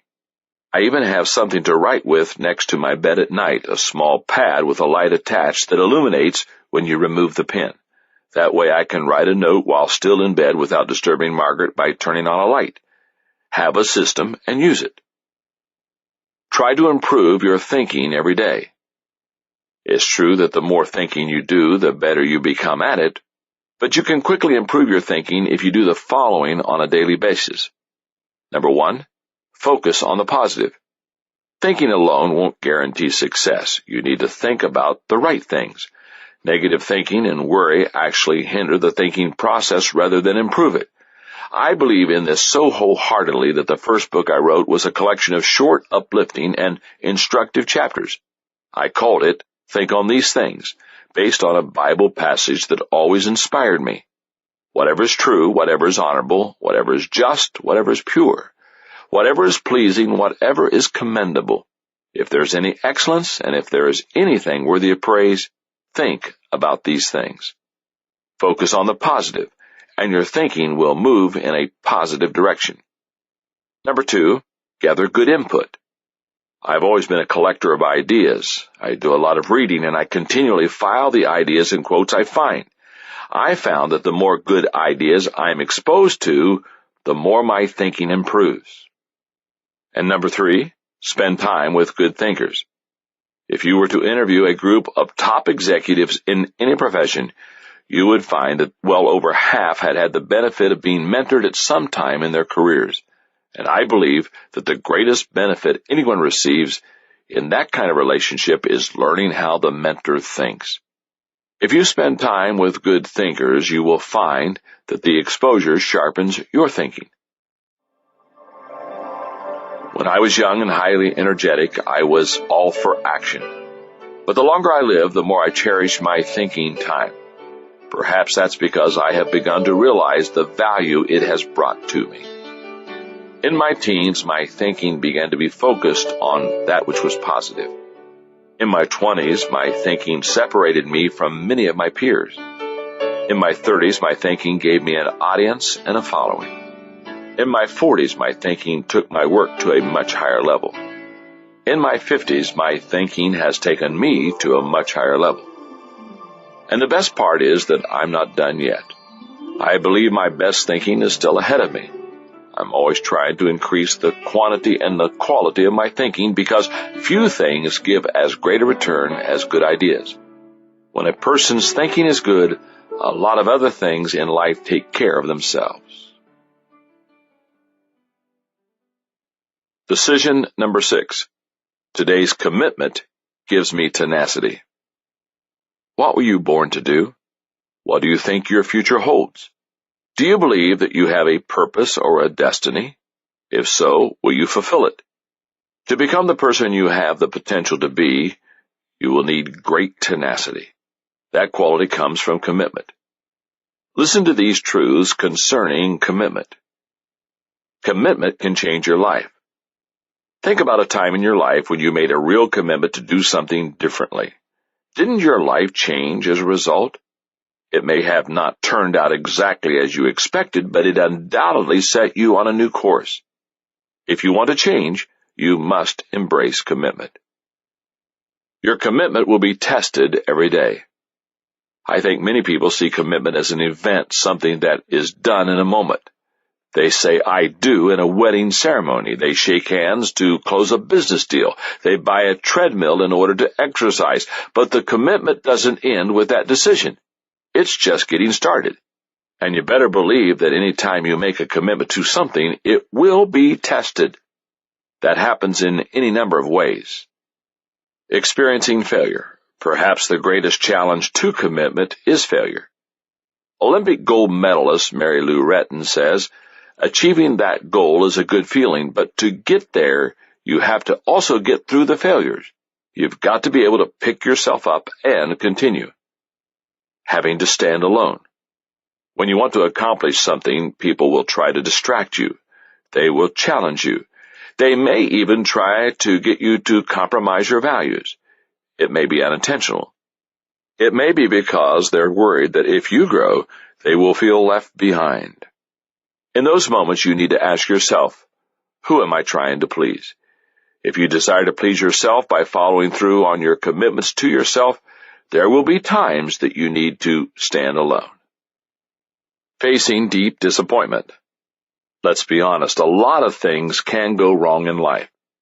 How are you going to react in the face of those disappointments? Sportscaster Harry Callis once introduced Philadelphia Phillies outfielder Gary Maddox by saying, Gary has turned his life around. He used to be depressed and miserable. Now he's miserable and depressed. That's not how you want to end up. I don't think I really understood the true value of commitment until 1976. I was the senior pastor of one of the fastest-growing churches in Ohio, and the success we were seeing necessitated a $1 million expansion on our facilities. But there was a problem. I was only 29 years old, and I had never led a major building program. Frankly, the task seemed impossible. But at the same time, the future of the church absolutely depended on its success. That's when I made a life decision concerning commitment. If something is worth doing, I will commit myself to carrying it through. Little did I realize how much that commitment would be tested. Each time we made a decision, more problems arose. For example, to accommodate growth, I needed to improve my staff. That meant terminating some people who were very popular. And more than 200 people in the church, nearly 15%, left because they did not agree with the vision. If you desire to have greater tenacity to accomplish the things you desire, then make the decision to embrace commitment wholeheartedly in your life. Begin by doing the following. Count the cost. After the Nazis drove the British Army from the European continent at Dunkirk and obtained France's surrender in June of 1940, the Germans were certain that victory in Europe was at hand and that Great Britain would seek a peace agreement. France also believed that that was true. French General Maxwell told Charles de Gaulle, who was a colonel at the time, "When I've been beaten here, England won't wait a week before negotiating with the Reich." But the Germans and the French underestimated the commitment of Winston Churchill, who had become England's Prime Minister in May, and of the British people. Churchill knew what was at stake in the conflict, as evidenced by his remarks at the time. What General Wagen called the Battle of France is over. I expect that the Battle of Britain is about to begin. Upon this battle depends the survival of Christian civilization. Upon it depends our own British life. Hitler knows that he will have to break us in this island or lose the war. If we can stand up to him, all Europe may be free. But if we fail, then the whole world, including the United States, including all that we have known and cared for, will sink into the abyss of a new dark age. Let us therefore brace ourselves to our duties, and so bear ourselves that, if the British Empire and its Commonwealth last for 1,000 years, men will say, this was their finest hour. The war that England fought was long and bloody. They suffered terrible bombing from the Nazis, and for a long time they stood alone. But they stood. Their commitment was unwavering. And because they stood, the Allies won the war. I believe their resolve was strong not only because they knew what was at stake, but they also had a sense of what price they were being asked to pay. It can be very difficult to stand by a commitment naively made. The commitment becomes much stronger when you have already counted the cost. Determined to pay the price. When I went off to college, I was determined to stay committed and focused on preparing for ministry. But I knew there would be a price. Many of my college friends got married while still in school, and some even had children. Margaret and I waited despite our shared desire to begin our married life. It was a difficult journey, and to this day I don't recommend engagements as long as ours. But our commitment paid off. A few weeks after we graduated, we got married, and we waited several years before having children. As a result, I was prepared when I entered the ministry, and I could focus on establishing my career during those important early years. Always strive for excellence. Anyone who desires to achieve and become successful must be like a fine craftsman, committed to excellence. A great craftsman wants you to inspect his work, to look closely at its finest details. In contrast, sloppy people hide their work, and if anyone finds fault with it, shoddy workers find fault with their tools. Which are you most like? Excellence means doing your very best in everything and every way. That kind of commitment will take you where half-hearted people will never go. After I made the decision to commit myself to the building program at my church, I knew that I would need to find a way to keep myself on track. So I determined to live out this discipline. Every day I will renew my commitment and think about the benefits that come from it. To do that, I carried a laminated card with me every day for 18 months. Here's what was written on it. The moment one definitely commits oneself, then providence moves too. All sorts of things occur to help one that would never otherwise have occurred. A whole stream of events issue from the decision, raising in one's favor all manner of unforeseen incidents and meetings and material assistance which no man would have dreamed would come his way. William H. Murray. I read that card every day as we were going through the project. It helped me to stay focused and feel encouraged. I thought, if I stay committed and do all I can, and then I ask God to make up the difference, we can achieve this. And we did. As you strive to keep your commitments daily, keep the following in mind. Expect commitment to be a struggle. When our children were young and living at home, Margaret and I decided one summer that we wanted to take them on a vacation that focused on how the United States was built as a nation. We started out in New York City. We went to Ellis Island, the long-time gateway into the country, and got a feel for the millions of immigrants who came to America with the dream of building a better life. We visited Philadelphia. We saw the room where our country became a nation with the signing of the Declaration of Independence. We viewed the Liberty Bell, and we visited the graves of the brave men who signed the Declaration of Independence. After that, we traveled south to Williamsburg, Virginia, the home of Patrick Henry, who declared, "Give me liberty or give me death." And we ended the trip in Washington, D.C. As we looked up at the towering Washington Monument, we were reminded of the United States struggle to become a nation. As we gazed at the huge statue of Lincoln at his memorial, we recalled the struggle we had endured to remain a nation. Everywhere we went, we were confronted with the commitment of men and women who founded and preserved our country. We learned about the risks they took, the battles they fought, the sacrifices they made. The greatest honors were reserved for those who endured the greatest struggles. The stakes were high, but so were the rewards. We still enjoy the freedom they won for us. That trip taught a great lesson to our family.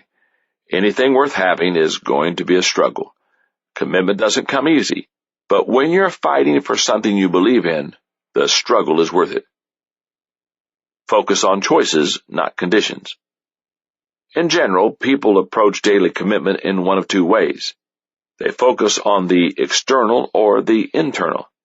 Those who focus on the external expect conditions to determine whether they keep their commitments. Because conditions are transitory, their commitment level changes like the wind. In contrast, people who base their actions on the internal focus on their choices. Each choice is a crossroad, one that will either confirm or compromise their commitments. When you come to a crossroad, you can recognize it because a personal decision is required, the decision will cost you something, and others will likely be influenced by it. Do what's right even when you don't feel like it.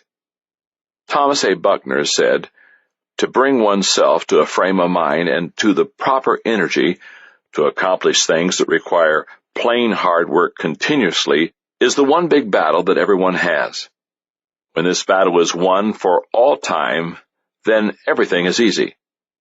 One of the things I admire about great athletes is their understanding of this truth. That's one of the reasons I enjoy watching the Olympics. When the Olympic athletes come into the stadium during the opening ceremonies and prepare to participate in the games, one of the things they do is recite the following: "I have prepared. I have followed the rules. I will not quit." Anyone who can say that with integrity can be proud of him or herself, no matter what happens afterward. I believe my commitment continues to be a key to life. That's true in my marriage, my career, my spiritual life. There's not an area that it doesn't touch. 28 years after settling the commitment issue in my life, I look back and realize the importance of that decision. In my 20s, my commitment made up for my inexperience. In my 30s, my commitment motivated many to follow my leadership. In my 40s, my commitment kept me going during my most difficult leadership years. And in my 50s, my commitment has pushed me out of my comfort zone and into my productivity zone. Recently, I read a story that exemplifies commitment. In 1999, the New York Times began awarding college scholarships in a program open to New York high school seniors. The stated goal was to support the aspirations of students who hope to build on their achievements in college and to make significant contributions to society. The administrators of the program wanted especially to help students who had succeeded despite the odds. When the names and stories of the first recipients were announced, there were many great success stories, but one in particular stood out: the story of Liz Murray. Liz grew up in the Bronx, the child of two parents who were alcoholics and IV drug users. She says her parents always loved her, but they neglected her because of their preoccupation with drugs. Once she woke up to find that they had sold her sister's winter coat to get money for a fix. So to keep herself and her sister fed, she worked from the time she was 9 years old. She offered to pump gas at self-service gas stations and bag groceries at stores for tips. It wasn't until Liz was in junior high school that she realized most kids didn't have parents who shot up cocaine in the living room. That was around the same time her mother's AIDS, which had been diagnosed a few years earlier, became acute. Liz wasn't going to school much by then. A lot of her time she tried to take care of her mother, who was also schizophrenic. The rest of her time she spent on the street and with friends. When Liz was 15, her mother died, and Liz became homeless. Ironically, that experience had a positive impact on her. When she saw her mother buried in a pauper's grave, Liz had a realization, and that brought her to a decision.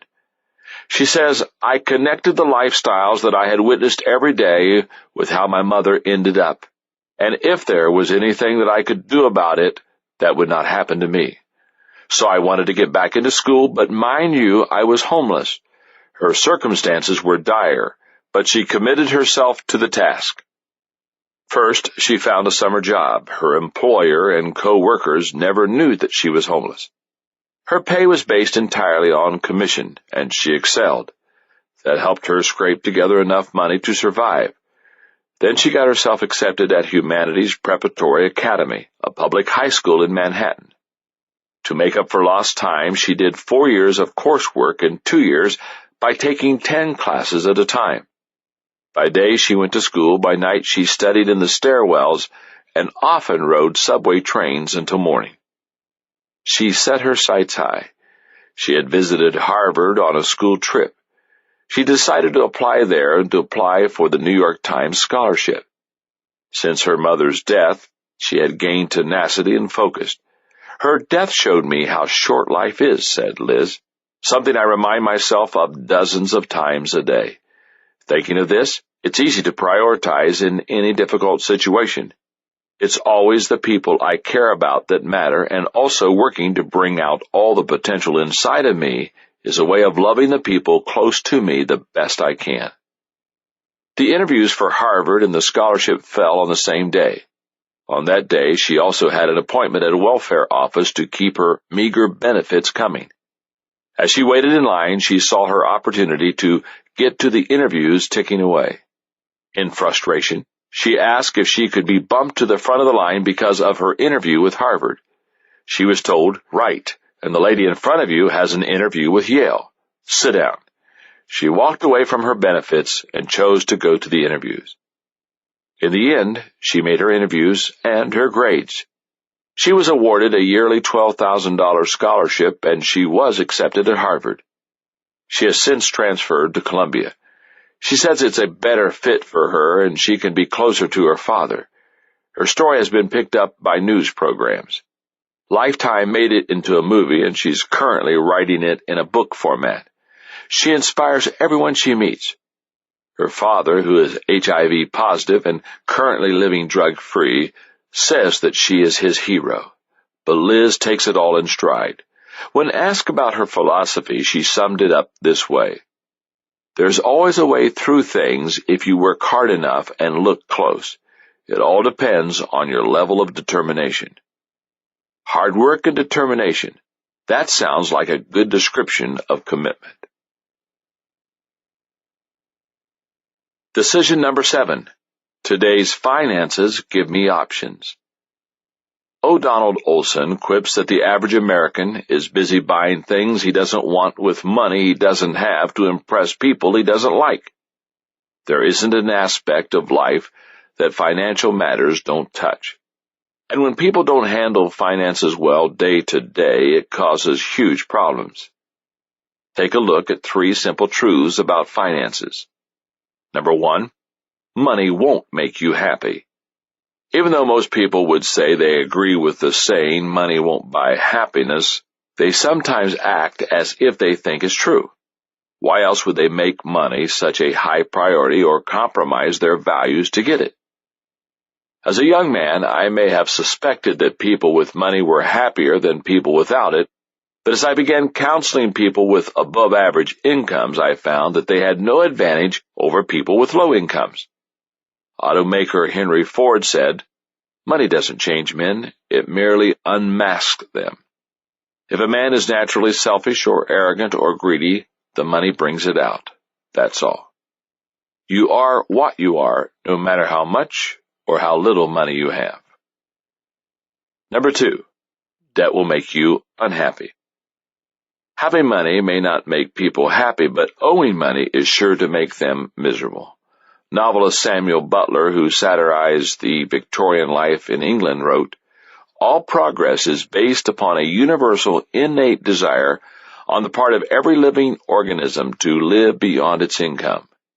Yet the truth is that if your outgo exceeds your income, then your upkeep will be your downfall." Number 3, having a financial margin gives you options. The bottom line is that money is nothing but a tool.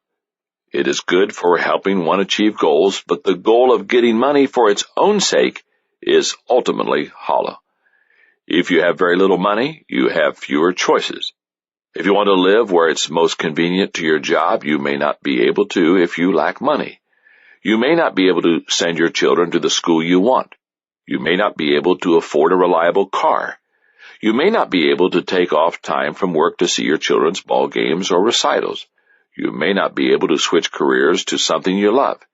You may live every month from paycheck to paycheck. And you may not be able to stop working when you're 65, 70, or even older. When I was growing up, it was obvious very early that my brother Larry and I had very different attitudes toward money. We were complete opposites. As a kid, all Larry wanted to do was work and make money. All I wanted to do was play with my friends. He spent his summers working, I spent my summers shooting hoops. He saved his money, I had nothing to save. When Larry was 16 years old, he bought himself a nice car with his own money, a 4-year-old Ford. I didn't have a car until I graduated from college, and it was a beat-up Ford Falcon. And guess from whom I borrowed the money to buy it? From Larry and from my younger sister Trish. When I was studying for the ministry, I realized I was choosing a profession where I would not make a lot of money.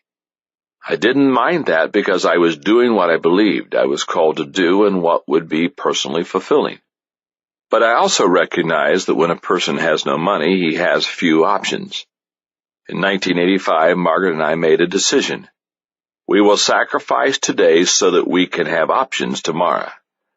From then on, we've determined to live by this financial formula: 10% to church and charity, 10% to investments, 80% to living expenses. Put yourself in position to make a good decision concerning finances by doing the following. Put the value of things into perspective. To know whether your attitude about money and possessions is what it should be, ask yourself, 1, am I preoccupied with things? 2, am I envious of others? 3, do I find my personal value in possessions? 4, do I believe that money will make me happy? And 5, do I continually want more? If you answered yes to one or more of these questions, you need to do some soul searching. Materialism is a mindset. There's nothing wrong with possessing money or nice things. Likewise, there's nothing wrong with living modestly. Materialism is not about possession, it's an obsession. I've known materialistic people with no money and non-materialistic people who possess lots of money. Haven't you? Recognize your season of life. Every phase of life isn't the same, nor should we try to make it that way. Ideally, a person's life should follow a pattern where the main focus goes from learning to earning to returning. Here's what I mean about each phase. Learn. When you're young, your focus should be on exploring your talents, discovering your purpose, and learning your trade. Earn.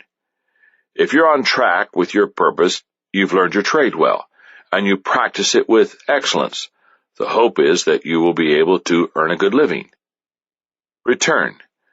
We should always try to be generous no matter our age, but if you've worked hard and planned well, you may enter a phase of life that is most rewarding, where you can focus on giving back to others.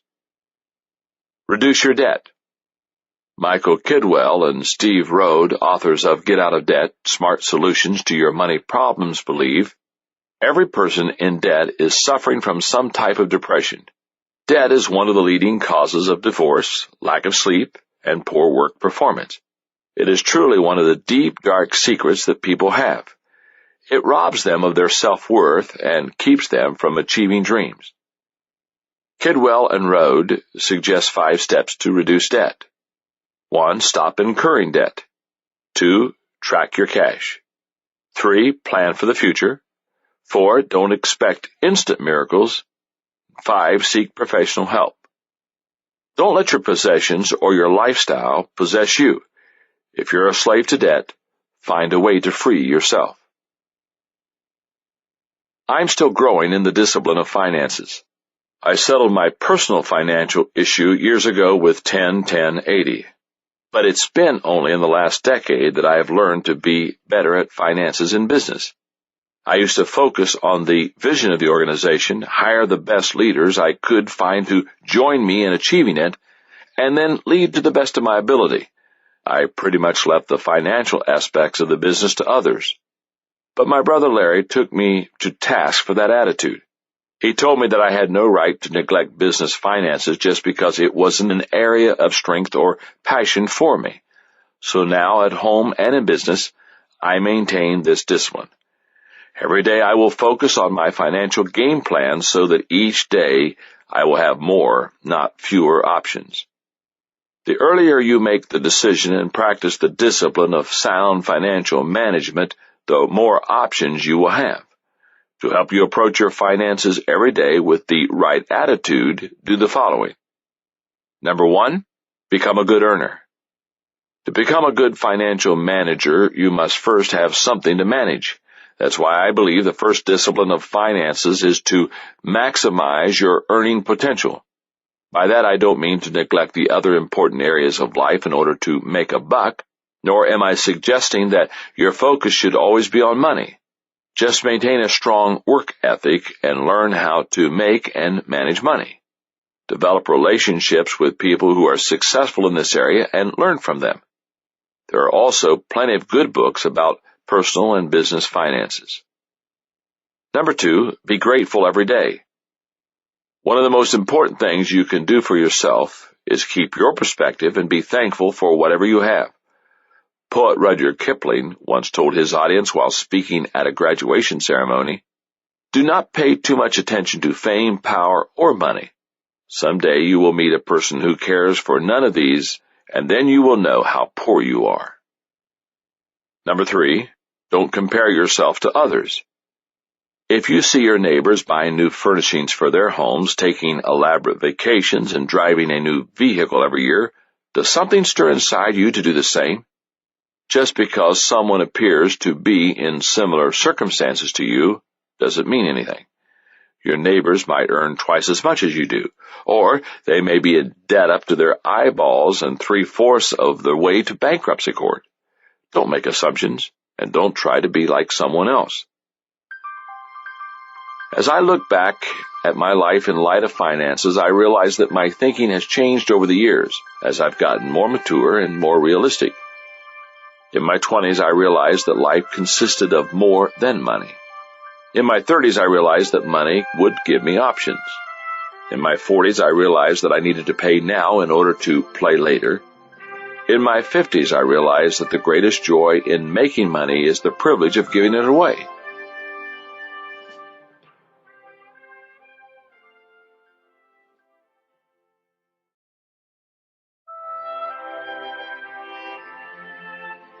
Decision number 8. Today's faith gives me peace. Knowing my background, you're probably not surprised that faith is one of my daily dozen. My faith is the most important thing in my life, but I'm very sensitive to the fact that others may have a very different point of view, and I never push my faith on anyone. I want to be sensitive to your views concerning faith. Therefore, I will share with you my personal spiritual journey with the hope that it will encourage you to explore this aspect of your own life. I sincerely believe that faith holds the key to life's meaning. Consider a few of the things faith does. Faith gives me a divine perspective today. There are a lot of things in life that are difficult to understand. Faith allows the soul to go beyond what the eyes can see, or, to put it another way, as author Philip Yancey says, faith is trusting in advance what will only make sense in reverse. If you're a parent, then you already understand how this works. When children are small, they ask a lot of questions. Sometimes we tell them something and their life experience doesn't provide them with what they need to grasp it. It's like trying to explain to a 3-year-old that if he falls into a swimming pool when no one is around, he'll drown. But why, he asks. How do you know? You try to explain, but at some point all you can say is, you just have to trust me on this. Faith gives me health today. Years ago, I read about a study from Purdue University that found people who practice their religion regularly develop only half as many medical problems as non-believers. The researchers concluded that religion kept people stressed down and their sense of well-being up because their faith added meaning and perspective as well as valuable social networks. Faith gives me strength for today. A strong faith of any kind gives a person strength. Few things can help a person overcome adversity the way that faith can. S.G. Holland, former Prime Minister of New Zealand, asserted that faith draws the poison from every grief, takes the sting from every loss, and quenches the fire of every pain, and only faith can do it.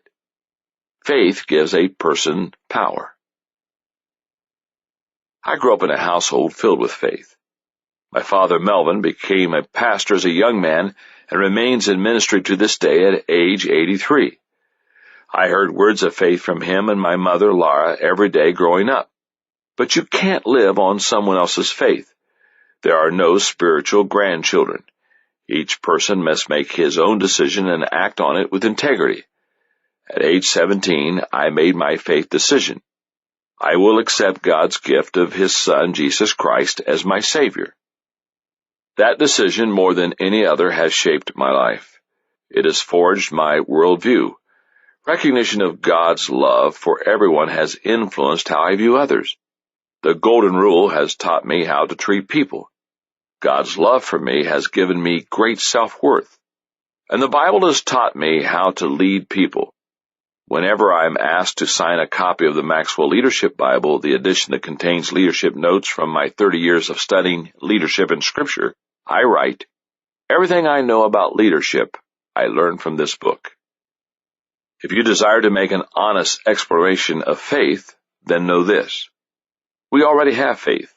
The important choice is where we place it.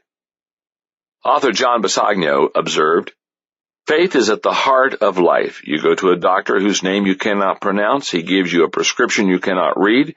You take it to a pharmacist you have never seen. He gives you a medicine you do not understand, and yet you take it." We all have faith. Every day we act on beliefs that have little or no evidence to back them up. That is also true in a spiritual sense. Just as one person has faith that God is real, an atheist has faith that there is no God. Both people hold strong beliefs, and neither person can produce evidence to absolutely prove his point of view. Right now, you already have faith in something. Your goal should be to align your beliefs with the truth. Seek the truth, and I believe you will find it. A faith that hasn't been tested can't be trusted. Perhaps nothing in recent history tested the faith of so many people as severely as the Holocaust. Viennese psychiatrist Viktor Frankl was one of the survivors of the Nazi atrocities. He spent 1942 to 1945 in the concentration camps of Auschwitz and Dachau.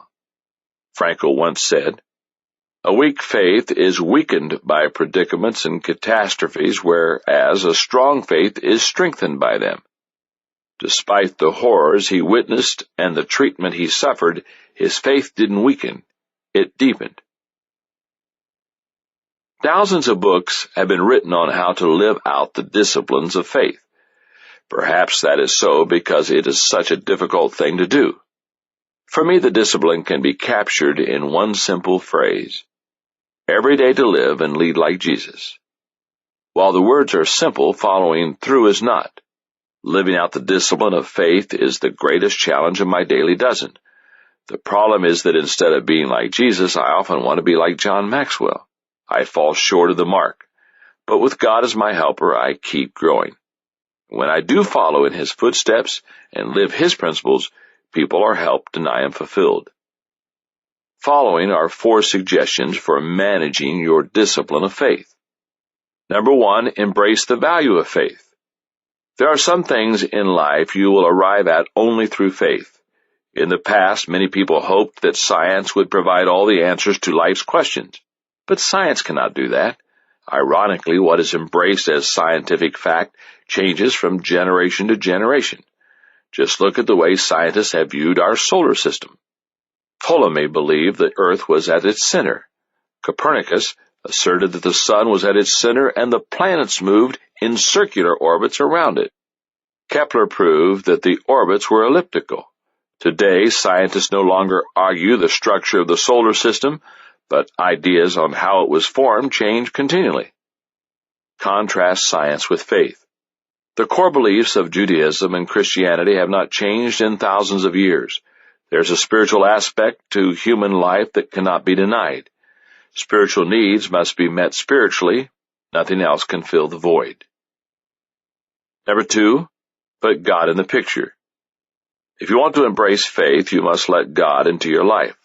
No one else is worthy of our absolute and unconditional trust. Theologian F.B. Meyer said, "Unbelief puts our circumstances between us and God. Faith puts God between us and our circumstances." Who wouldn't like to have the Creator of the universe helping them? James, one of the fathers of the first century church, advised, "Come near to God, and he will come near to you." Number 3, explore and deepen your faith.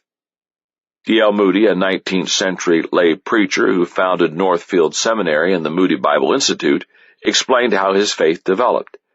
He said, "I prayed for faith and thought that someday faith would come down and strike me like lightning. But faith did not seem to come. One day I read in the 10th chapter of Romans, faith comes by hearing, and hearing by the word of God. I had closed my Bible and prayed for faith. I now opened my Bible and began to study, and faith has been growing ever since." St. Augustine of Hippo observed, "Faith is to believe what we do not see, and the reward of this faith is to see what we believe." When I made my faith decision back in 1964, I knew at the time I was doing the right thing for myself spiritually. But I didn't know that I would see what I believe play out so dramatically in my life. In my teens, my faith gave me assurance of eternal salvation. In my 20s, my faith gave me meaning and fulfillment. In my 30s, my faith gave me a platform to help others. In my 40s, my faith gave me a foundation for my leadership. And in my 50s, my faith gave me a peace that cannot be given by others or taken away by them.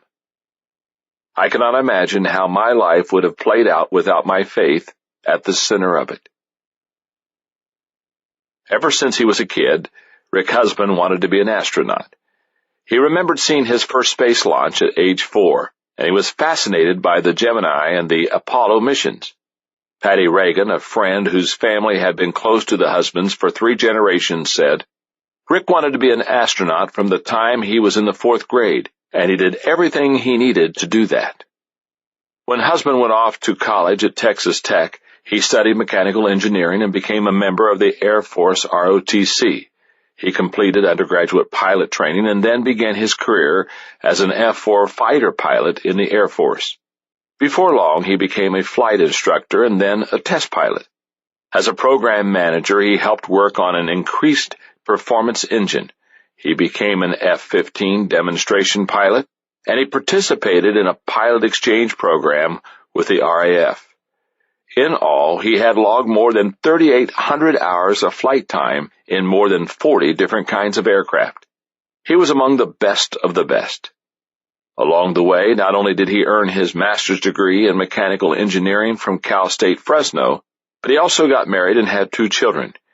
He was respected not only for his skill in his career, but also for his faith and his devotion as a husband and a father. In December of 1994, husband finally realized his dream of becoming an astronaut and began training a few months later. In 1999, he went into space for the first time as pilot of the Space Shuttle Discovery, and he loved it. One of the most enjoyable things about flying in space is getting to see God's creation from a different perspective, said husband. There are just so many different beautiful aspects of the views you get to see out there that it is an awe-inspiring sight, almost no matter in which direction you're looking. Husband's next trip into space was aboard the Columbia, and this time he commanded the mission. As usual, his family watched the launch in Florida. That was always the most nerve-wracking time.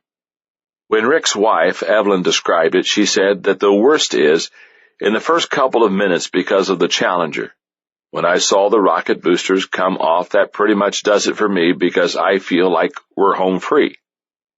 Little did anyone suspect that the real danger would be when Columbia was making its final descent to land at Kennedy Space Center. On February 1, 2003, at about 9 a.m., the Space Shuttle Columbia disintegrated over the Dallas-Fort Worth area, just a few hundred miles from where Rick's husband grew up. The entire crew of 7 was lost. Just 2 days after the tragedy, Evelyn's husband was interviewed by Katie Couric on the Today Show. She was remarkably composed. She talked about how the families of all Columbia's astronauts had come together to comfort one another, how they were grieving together, and how supportive NASA had been. She expressed her desire that space exploration continue. And she also explained how she was making it through a difficult time. When Rick autographed pictures for people, he always put a Bible verse on it that was Proverbs 3:5-6, which says, "Trust in the Lord with all your heart and do not lean on your own understanding. In all your ways acknowledge Him and He will make your path straight." And that verse has been a blessing to me and Rick, and now it's a tremendous blessing to me because I don't understand any of this, but I do trust the Lord, and so that's been a tremendous comfort. If you desire to have the kind of peace that Evelyn's husband has and the assurance that she and Rick enjoyed, then make a faith decision and learn to deepen and live out your faith daily. Decision number 9. Today's relationships give me fulfillment. Think back to the most important experiences of your life, the highest highs, the greatest victories, the most daunting obstacles overcome. How many happened to you alone? I'll bet there are very few. When you understand that being connected to others is one of life's greatest joys, you realize that life's best comes when you initiate and invest in solid relationships. You'll enjoy life more if you like people. Of the people you know, which seem to have the most fun in life? Think about them a moment. Would you describe them as negative, suspicious, surly, and antisocial? Of course not. When have you known someone with those characteristics who loved life and had a lot of fun? The Scrooges of life don't enjoy much of anything. On the other hand, people who love people usually have a ball.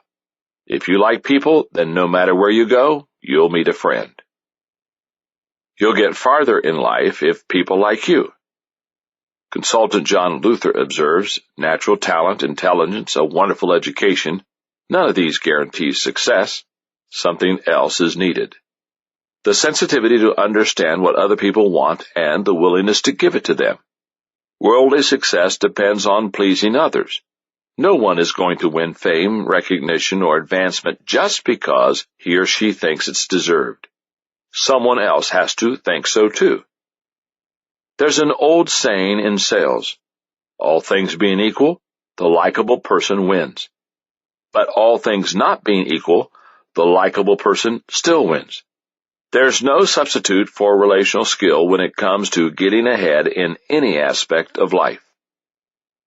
People are any organization's most appreciable asset. There are plenty of personal reasons to cultivate positive relationships, but there are also other practical ones. Any organization that succeeds does so because of its people. It doesn't matter whether it's a business, sports team, church, or society. Organizationally, you live or die with your people. That's why Jim Collins, author of From Good to Great, writes about the importance of recruiting, or as he calls it, getting the right people on the bus. When I was in my early teens, my father encouraged me to read How to Win Friends and Influence People by Dale Carnegie. I've always remembered the advice that the master of relationships gave in the book. In order to make friends, one must first be friendly. I determined to be more intentional and take relationships to a new level in my life. That's when I made the relationship decision.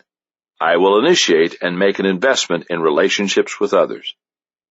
To have the kind of solid relationships that bring fulfillment, you have to change your mindset when it comes to dealing with others. Here are some ways that you can do that. Place a high value on people. Let's face it, if you don't care about people, you are unlikely to make building good relationships a priority in your life. What one-time National Salesman of the Year Les Giblin said is true. You can't make the other fellow feel important in your presence if you secretly feel that he is a nobody. The solution is to place a high value on people.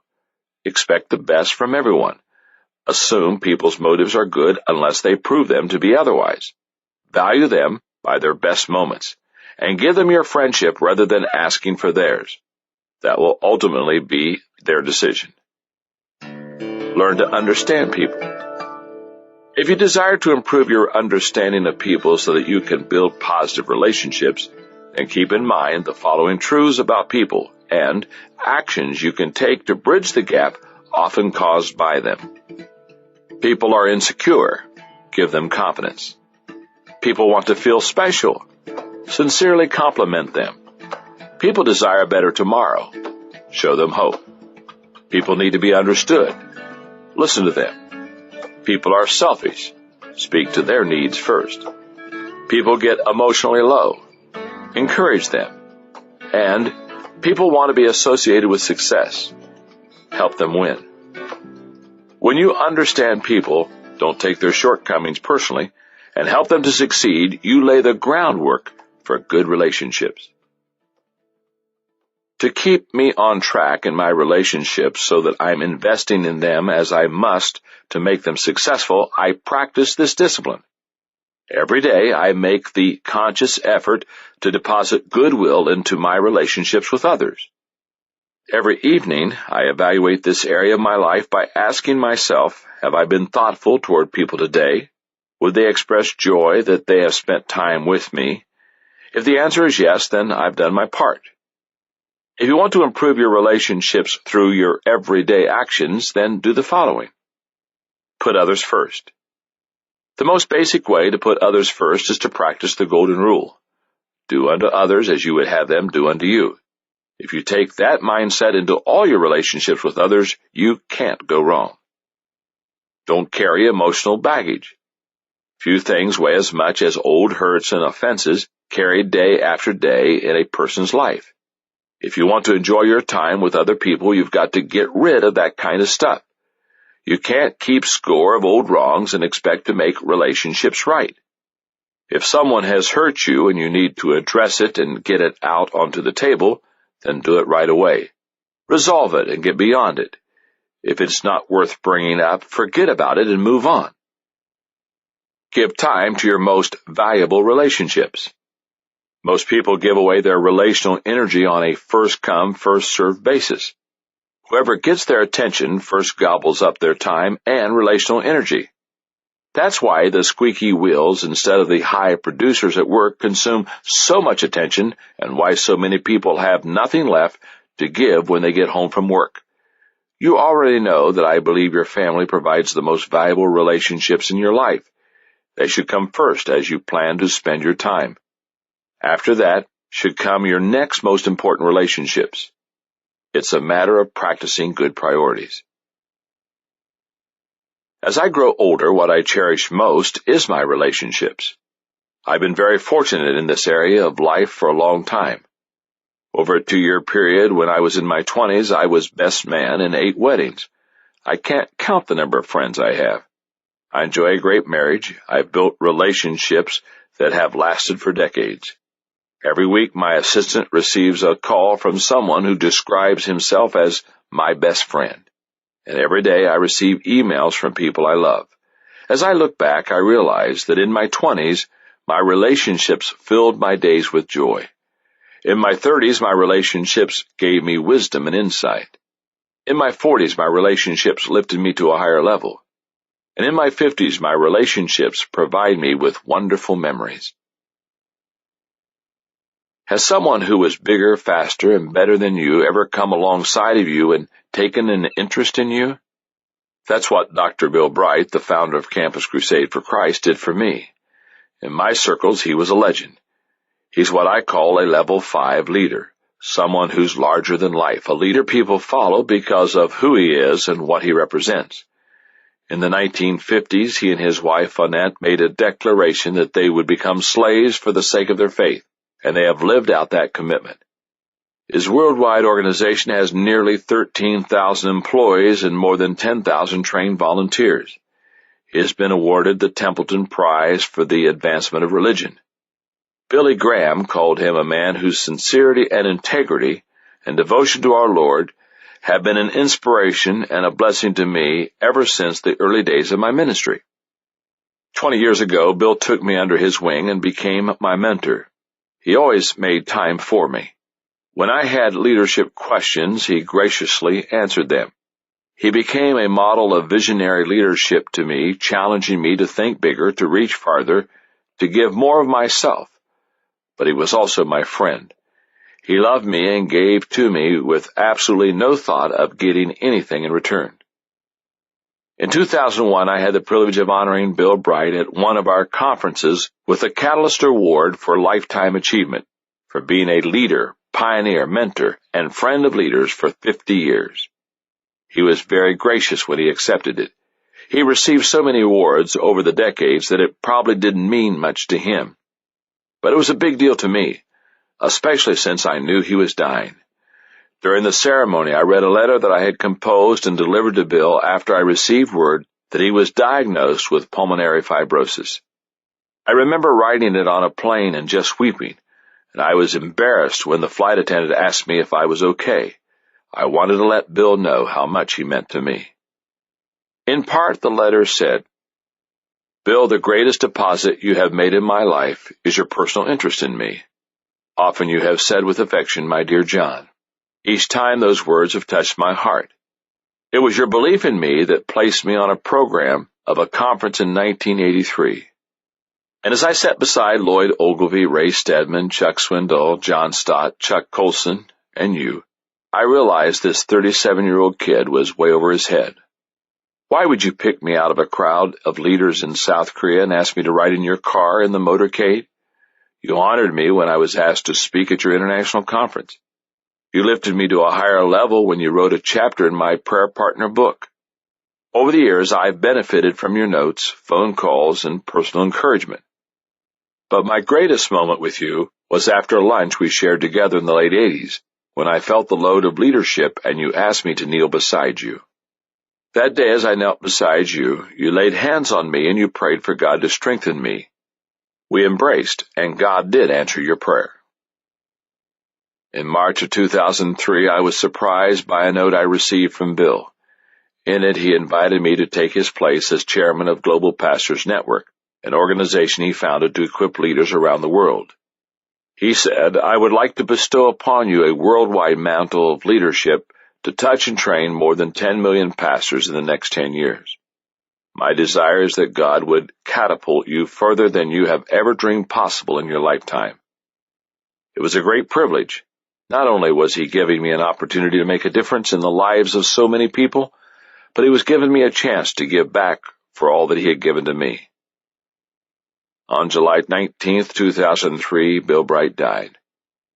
I am grateful that I got to see him 6 days before he passed away to say goodbye. I'll miss him. But with his passing, the overwhelming emotion I feel isn't sadness, it's fulfillment. The relationship I had with him is one of the great joys of my life. And I think back to the words of my psychology professor, Dr. David Van Hoos, from 4 decades ago, who said, "If you have one true friend in life, you are very fortunate." I know I am fortunate indeed. Decision number 10.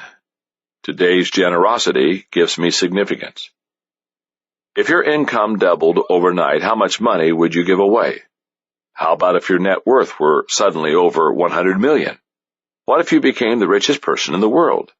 How generous do you think you would be? Don't you have the right to keep whatever money you earn, or inherit for that matter? Of course you do. But what you have the right to do isn't the point. What would it be best for you to do? Why should we be generous? I believe there are many reasons, but here are just 3. Number 1, giving turns your focus outward. No one likes to be around people who think only of themselves. In contrast, nearly everyone enjoys being around people who are giving. Biographer and literary critic Van Wyck Brooks stated, "How delightful is the company of generous people, who overlook trifles and keep their minds instinctively fixed on whatever is good and positive in the world around them. People of small caliber are always caring. They are bent on showing their own superiority, their knowledge or prowess or good breeding. But magnanimous people have no vanity, they have no jealousy, they have no reserves, and they feed on the true and the solid wherever they find it. And what is more, they find it everywhere." Number 2, giving adds value to others. One of the most significant things a person can do while on this earth is help others. In this life, the measure of a person isn't the number of people who serve him or the amount of money he amasses, it's how many people he serves. The greater your giving, the greater your living. U.S. President Woodrow Wilson said it this way, "You are not here merely to make a living. You are here in order to enable the world to live more amply, with greater vision, with a finer spirit of home and achievement. You are here to enrich the world, and you impoverish yourself if you forget the errand. No one stands taller in the climb to success than when he bends over to help someone else up." Number 3, giving helps the giver. Doesn't it make you feel good when you do something for another person? Don't you feel especially rewarded when the person's need is acute? Ruth Smelser said, "You have not lived a perfect day, even though you have earned your money, unless you have done something for someone who will never be able to repay you." That's one of the reasons many people rush to help when tragedy strikes. When people suffer because of earthquakes, famine, hurricanes, or war, givers are moved to help, and they never expect to receive anything in return. When my wife Margaret and I started our life together, in the weeks after our wedding, we moved to Hillham, Indiana, where I took my first job. The church that hired me was able to pay only $80 a week, so Margaret worked several jobs to help us make ends meet. Those days were very difficult for us financially, yet they were still filled with great joy.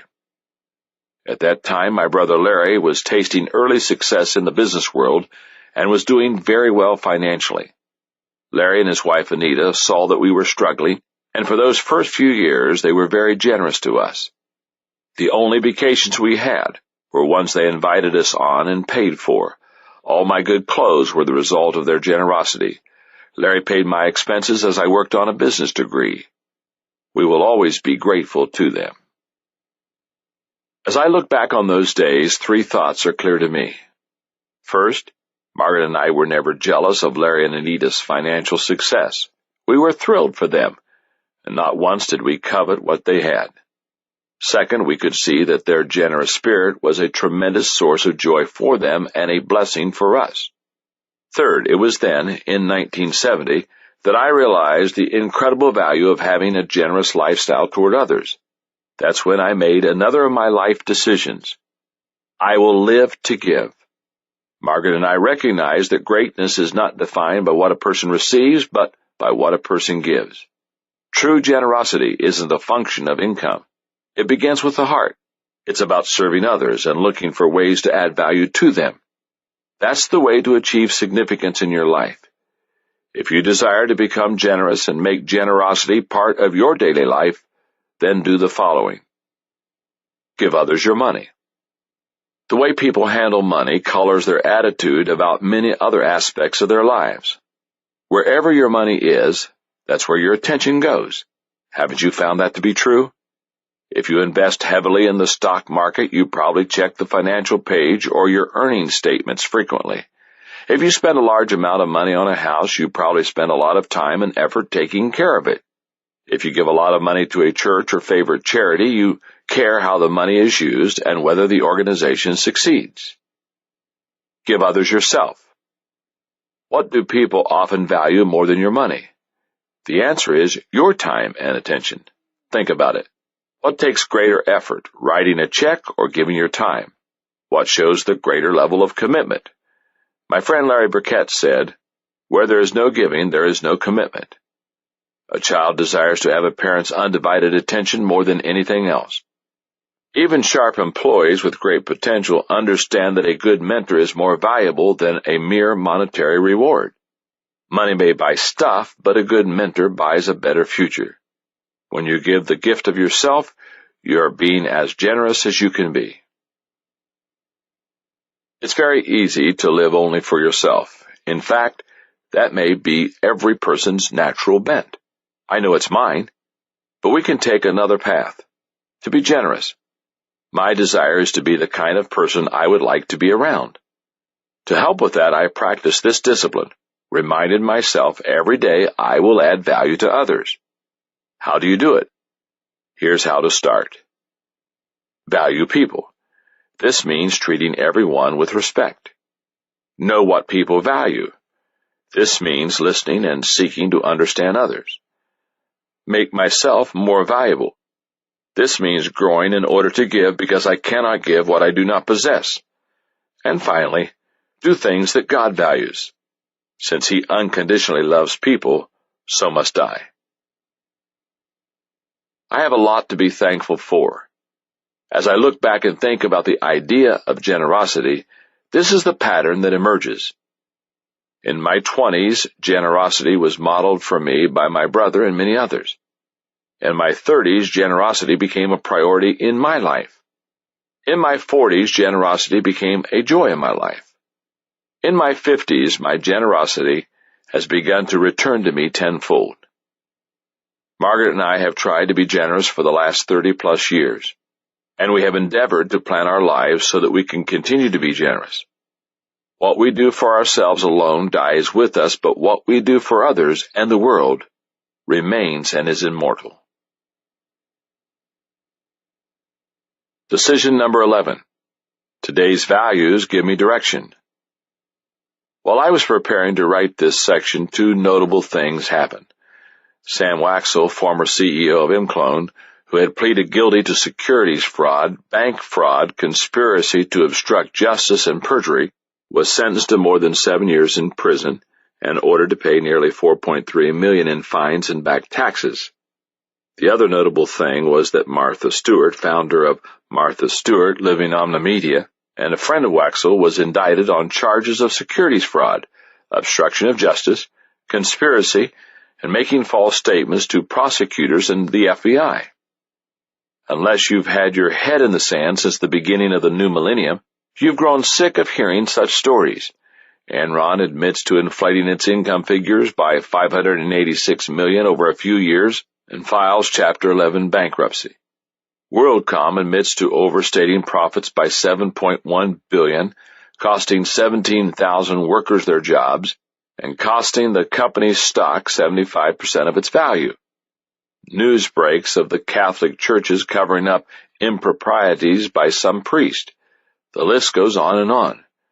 Every story reflects the incredible damage that can be done when individuals lose direction after failing to embrace and practice good values daily. George H. Loemer, one-time editor of the Saturday Evening Post, said, "Back of every life there are principles that have fashioned it. Those principles that guide your life are your values. After all, a person's core values are nothing more than principles that he or she has internalized. And those core values are critical to success because they function as, number one, an anchor. People without values are adrift on the ocean of life. When the waves come crashing down, they have no place to rest. Any big storm can threaten to put them under. Any current is liable to take them places they don't want to go. However, when you have strong values, you have something that holds you steady, even when the weather gets nasty. Number two, a faithful friend. Because your core values are the deeply held beliefs that authentically describe your soul, they become a companion to you throughout your life. They can be very reassuring. U.S. President Abraham Lincoln said, "When I lay down the reins of this administration, I want to have one friend left, and that friend is inside myself." Number three, your North Star. Once you have thoroughly examined your values and articulated them, you will be able to steer your life by them.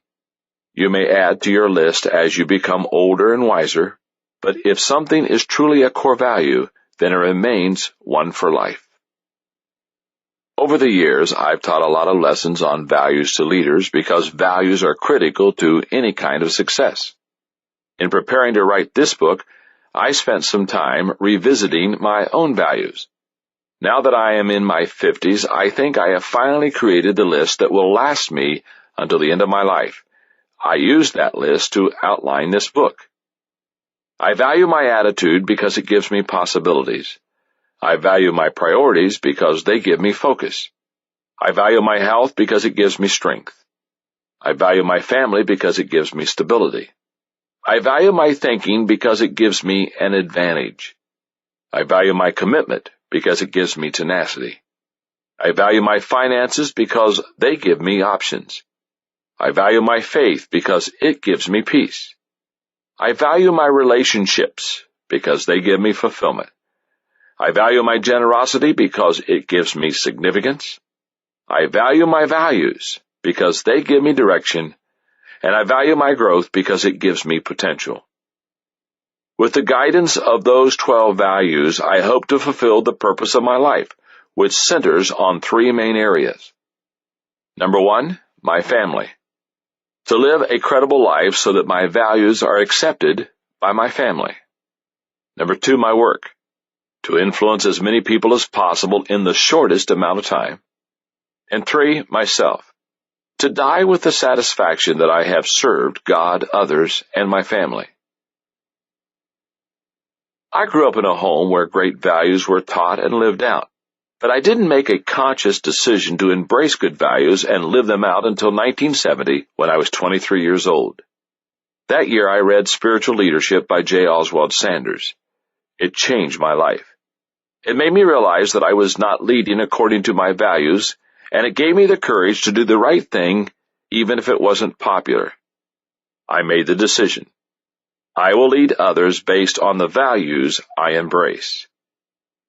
I still have my copy of Spiritual Leadership because it marked me. Inside the back cover, I wrote 3 commitments that would shape the rest of my life. The book challenged me to, number 1, be God's man. No matter where my work takes me, I desire to be in the center of God's will. 2, to develop my potential to the best of my ability. I will never allow myself to be lazy, indifferent, or non-committal concerning spiritually lost people. And number 3, to be a true spiritual leader. God is my idol, Jesus is my pattern, and the Bible provides my direction. I will not, with God's help, be poured into another man's mold or teach what I do not believe. Comedian Fred Allen said, "You only live once, but if you work it right, once is enough." How can people work it right? by knowing their values and living by them every day. Do that and you will have few regrets at the end of your life. Here are some suggestions to help you get started. Managing your life according to your values isn't easy. Why? Because your values will be tested daily by those who do not embrace them. Negative people may discount you when you display a positive attitude. People without families may not understand your devotion to your family. Unteachable people won't understand your dedication to personal growth. And those whose priorities are different from yours will try to convince you to follow them or make unwise compromises. The discipline I practice to battle this is simple. Every day I review and reflect on my values. To help me do that, I keep a list of my daily dozen in my thinking companion, a little notebook I always keep with me so that I can write down ideas and jot down reminders of things to tell Margaret. Every time I open the notebook, I see those 12 values. To become better at embracing and practicing your values every day, follow these guidelines. Articulate and embrace your values daily. How do you manage something as abstract as your values? You begin by putting them in concrete form. Create your list of values and write a descriptive statement for each one explaining how you intend to apply it to your life and what benefit or direction that will bring. Keep that document where you can see it every day. Think about your values often to help them soak in. As you go through your day and face decisions, measure your choices against your values. And, whenever it's appropriate, talk about them. It not only cements your values in your mind and helps you to practice them, but it also adds a level of accountability. Compare your values to your practices daily. The gap between knowing and doing is significantly greater than the gap between ignorance and knowledge. A person who identifies and articulates his values but doesn't practice them is like a salesman who makes promises to a customer and then fails to deliver. He has no credibility. In business, the result is that the person loses his job. In life, the person loses his integrity. In 1995, Gary Shaw, an assistant controller for a division of a Fortune 500 company, was charged with embezzling $988,000 from the company over an 8-year period. He pleaded no contest in court, and he was prepared to repay $728,000 immediately and borrow additional money from relatives to repay the rest. The CEO of the company was outraged. To court officials, he wrote, "I view Mr. Shaw's crime as particularly egregious. Not only did he steal from the stockholders of this Fortune 500 company, but he breached the fiduciary duty placed in him by the company and his supervisors. I urge you to impress upon Mr. Shaw and those others who commit similar crimes that wrongdoing of this nature against society is considered a grave matter by the Texas court and will not be condoned." You know what was ironic about that statement? It was made by Tyco CEO Dennis Kozlowski, the man later charged with looting $600 million from the same company with the help of 2 other executives. Evidently, this disconnection between his stated values and his practices was a pattern. Discrepancies between values and practices create chaos in a person's life. If you talk your values but neglect to walk them, then you will continually undermine your integrity and credibility. And that will happen even if you are unaware of your behavior and are not doing it intentionally. As I reflect on the values decision I made in 1970, I realize that it has provided me direction in my personal and professional life. In my 20s, my values gave me courage to do the right thing. In my 30s, my values motivated me to leave my comfort zone and take big steps professionally. In my 40s, my values enabled me to have favor with other leaders. In my 50s, my values have given me great security. For 34 years, my values have provided a solid foundation on which I have built my life. Decision number 12. Today's growth gives me potential. Novelist Robert Louis Stevenson said, To be what we are and to become what we are capable of becoming is the only end of life. Nearly all people would like to become who they are capable of being, yet I think many people don't. One reason is their misunderstanding of growth. They think growth is automatic. When we're children, our bodies grow automatically. Also, during that time, there are adults, such as our parents or teachers, who challenge us to grow mentally on a daily basis. So we get used to growing. The problem comes when we stop growing physically and we get out of school. We expect our bodies to take care of themselves as they did the first 20 years of our lives. And we think our minds will take care of themselves too, even though we no longer have anyone pushing us to improve. The truth is, if we don't take responsibility for our growth, it won't happen. Growth is not automatic. If you believe it simply comes with age, you might turn out like the subject of singer and comedian Tennessee Ernie Ford's comment. He started out at the bottom and sort of likes it there. Personal growth works exactly opposite to compounding interest in a bank account. If someone deposited a sum of money into an account the day you were born, the way to make it grow is not to touch it. But when it comes to your potential, you must tap into it to make it grow. They think growth comes from information. The greatest obstacle to growth is not ignorance. It's the illusion of knowledge. Have you ever known someone who was a font of data, yet could do nothing with it to benefit himself or others? Individuals like that are similar to encyclopedias, filled with information, but useless when unused. Life change is the proper measure of whether information makes a difference. They think growth comes with experience. Gilbert Arlen said when an archer misses the mark, he turns and looks for the fault within himself. Failure to hit the bullseye is never the fault of the target. To improve your aim, improve yourself. A person who believes that growth comes simply as a result of experience is like an archer who keeps shooting arrows off target and believes he's improving because he keeps missing in the same place. Experience is good only if it's reflected on and one learns from both his mistakes and successes. Allow me to give you 4 specific reasons why growth matters today. Number 1, gifting without growth leads to ineffectiveness. Missionary physician Albert Schweitzer said, "The secret of success is to go through life as a man who never gets used up." How do you ensure that you will not get used up before your life is done? The answer comes in the way you approach talent. If you draw on your talent but never add to it or sharpen it, you're headed for trouble because nobody is that talented. But when you place a premium on growth, you take whatever talent you have and you increase it. That not only raises your effectiveness today, but it makes your talent greater so that you can be effective tomorrow. Number 2, growth prevents personal and professional stagnation. Have you ever felt that you were just stuck in some aspect of your life? You want to advance in your career, but you seem to have stalled. You desire to improve your relationship with your spouse, but you don't seem able to break new ground.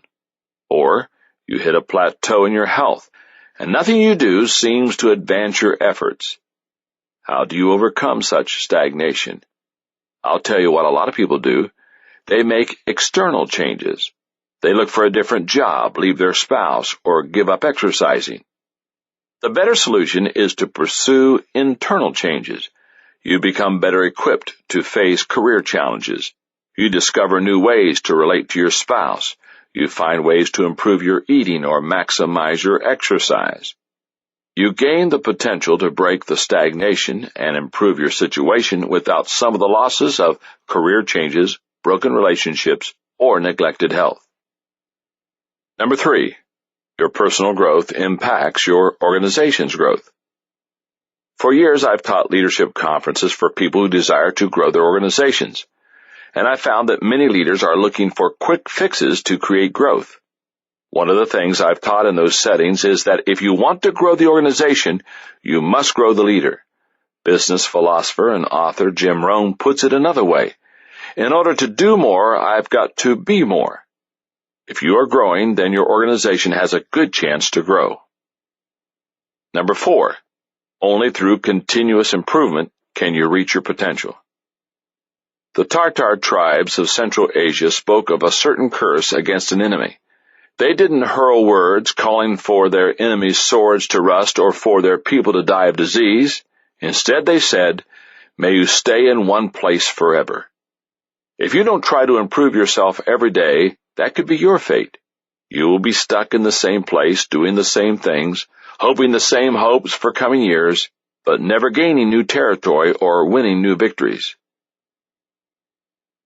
In 1974, a critical event occurred in my life that would change it forever.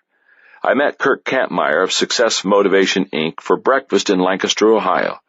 While we were eating, Kurt posed a question. "John," he asked, "what is your plan for personal growth?" Never at a loss for words, I tried to find things in my life that might qualify for growth. I told him about the many activities I was engaged in throughout the week, and I went into a speech about how hard I worked and the gains I was making in my organization. I must have talked for 10 minutes until I finally ran out of gas. Kurt listened patiently, but then he finally smiled and said, "You don't have a personal plan for growth, do you?" "No," I finally admitted. "You know," Kurt said simply, "growth is not an automatic process." And that's when it hit me. I wasn't doing anything intentional or strategic to make myself better. And in that moment, I made the decision.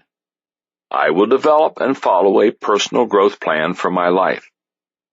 That night, I went home and talked to Margaret about my conversation with Kurt and what I had learned that day. I showed her the workbook and the tapes that Kurt was selling. I knew those resources could help us grow. They cost about $745, a huge sum for us at that time. We couldn't afford it, but we couldn't afford not to get it either. A couple of important things happened that night. First, we figured how to scrape together the money to buy the resources. It would require us to make sacrifices in our already tight budget for the next 6 months. But more important, Margaret and I made a commitment to grow together as a couple. From that day on, we learned together, we traveled together, and we sacrificed together in order to grow. It was a wise decision. While too many couples grow apart, we were growing together. If you're ready to make the decision to pursue growth and experience improvement every day, then do the following. Answer the question, what is my potential? I saw a story about a St. Louis doctor who met a young man in high school who had lost his hand at the wrist. When the doctor asked about his handicap, the teenager responded, "I don't have a handicap, sir. I just don't have a right hand." The doctor later learned that the young man was one of the leading scorers on his high school football team. The greatest handicap a person has is not realizing his potential. What dreams do you have that are just waiting to be fulfilled? What gifts and talents are inside you that are dying to be drawn out and developed? The gap between your vision and your present reality can only be filled through a commitment to maximize your potential. Make a commitment to change. Author William Feather said, "The only thrill worthwhile is the one that comes from making something out of yourself. To make something out of yourself, you need to be willing to change, for without change, there can be no growth. The problem most people have is that they want things to stay the same yet also get better. Obviously, that can't happen. If you truly want to grow, then commit yourself to not only accepting change, but seeking it. Set growth goals. When I first began going after personal growth using Kurt Kampmeyer's materials, I pursued a growth plan that was foundational rather than specific. That was okay then. I was in my mid-20s and I was just getting started. But as I got older, more experienced, and further in my career, I started to focus my growth in a few key areas. One was communication. That made sense for me, not only because I spoke to audiences 4 or 5 times a week, but also because I had some natural ability in that area. Another area was leadership, something I needed to do well every day of my life to succeed in my career. As you plan your growth, it will benefit you greatly to focus on growing in your areas of greatest strength, not your weaknesses, and grow in areas that will add value to you personally and professionally. Put yourself in a growth environment. I've been told that certain species of fish will grow according to the size of their environment. Put them in a tiny aquarium and they remain small even at adulthood. Release them into a huge natural body of water and they grow to their intended size. People are similar. If they live in a harsh and limiting environment, they stay small. But put them someplace that encourages growth, and they will expand to reach their potential. When I finished working through Kurt Kampmeyer's materials, my appetite was whetted for more growth. And it was then that I determined to practice this discipline of growth. Every day I will grow on purpose with my plan. Margaret and I continue to do much of our growing together, but each of us also began tailoring our growth plans to our individual strengths and needs. One of the results of learning is that you realize how far you still need to go, and the more we learned, the hungrier we were for more growth. As you prepare to embrace the disciplines of growth, I want to encourage you to do the following. Make it your goal to grow in some way every day. In 1972, high school swimmer John Neighbor watched the Olympics on television and was inspired. He was already an excellent swimmer, but he began thinking about making the leap to become an Olympic-caliber athlete. He figured that he would have to lower his time by 4 seconds in 4 years. For you and me, that might not be too difficult because we have such a long way to go. But for someone like Neighbor, who was already well trained, that seemed impossible. Elite racers think in terms of improving by fractions of a second. Thinking about that fact, he suddenly figured out how to approach the task. If he planned to train 10 months a year for the next 4 years, he would have to improve by 1/10 of a second every month. It was still a great challenge, but he believed he could do it and be ready for the 1976 Olympics. Neighbor had the right idea, and it worked. He came home with 5 medals, 4 of them gold. If you and I want to be successful in our growth, we must adopt a similar mindset. If we desire to improve a little every day and plan it that way, then we can make great progress over the long haul. Apply what you learned. Mike Abrashoff, author of It's Your Ship, says, "Up is not an easy direction. It defies gravity, both cultural and magnetic. Often the most difficult part of the upward climb of growth is putting into practice what you learn. Yet that is where the true value is. The final test of any learning is always application. If what you're learning can be used in some way to help and improve you or others, then it is worth the effort."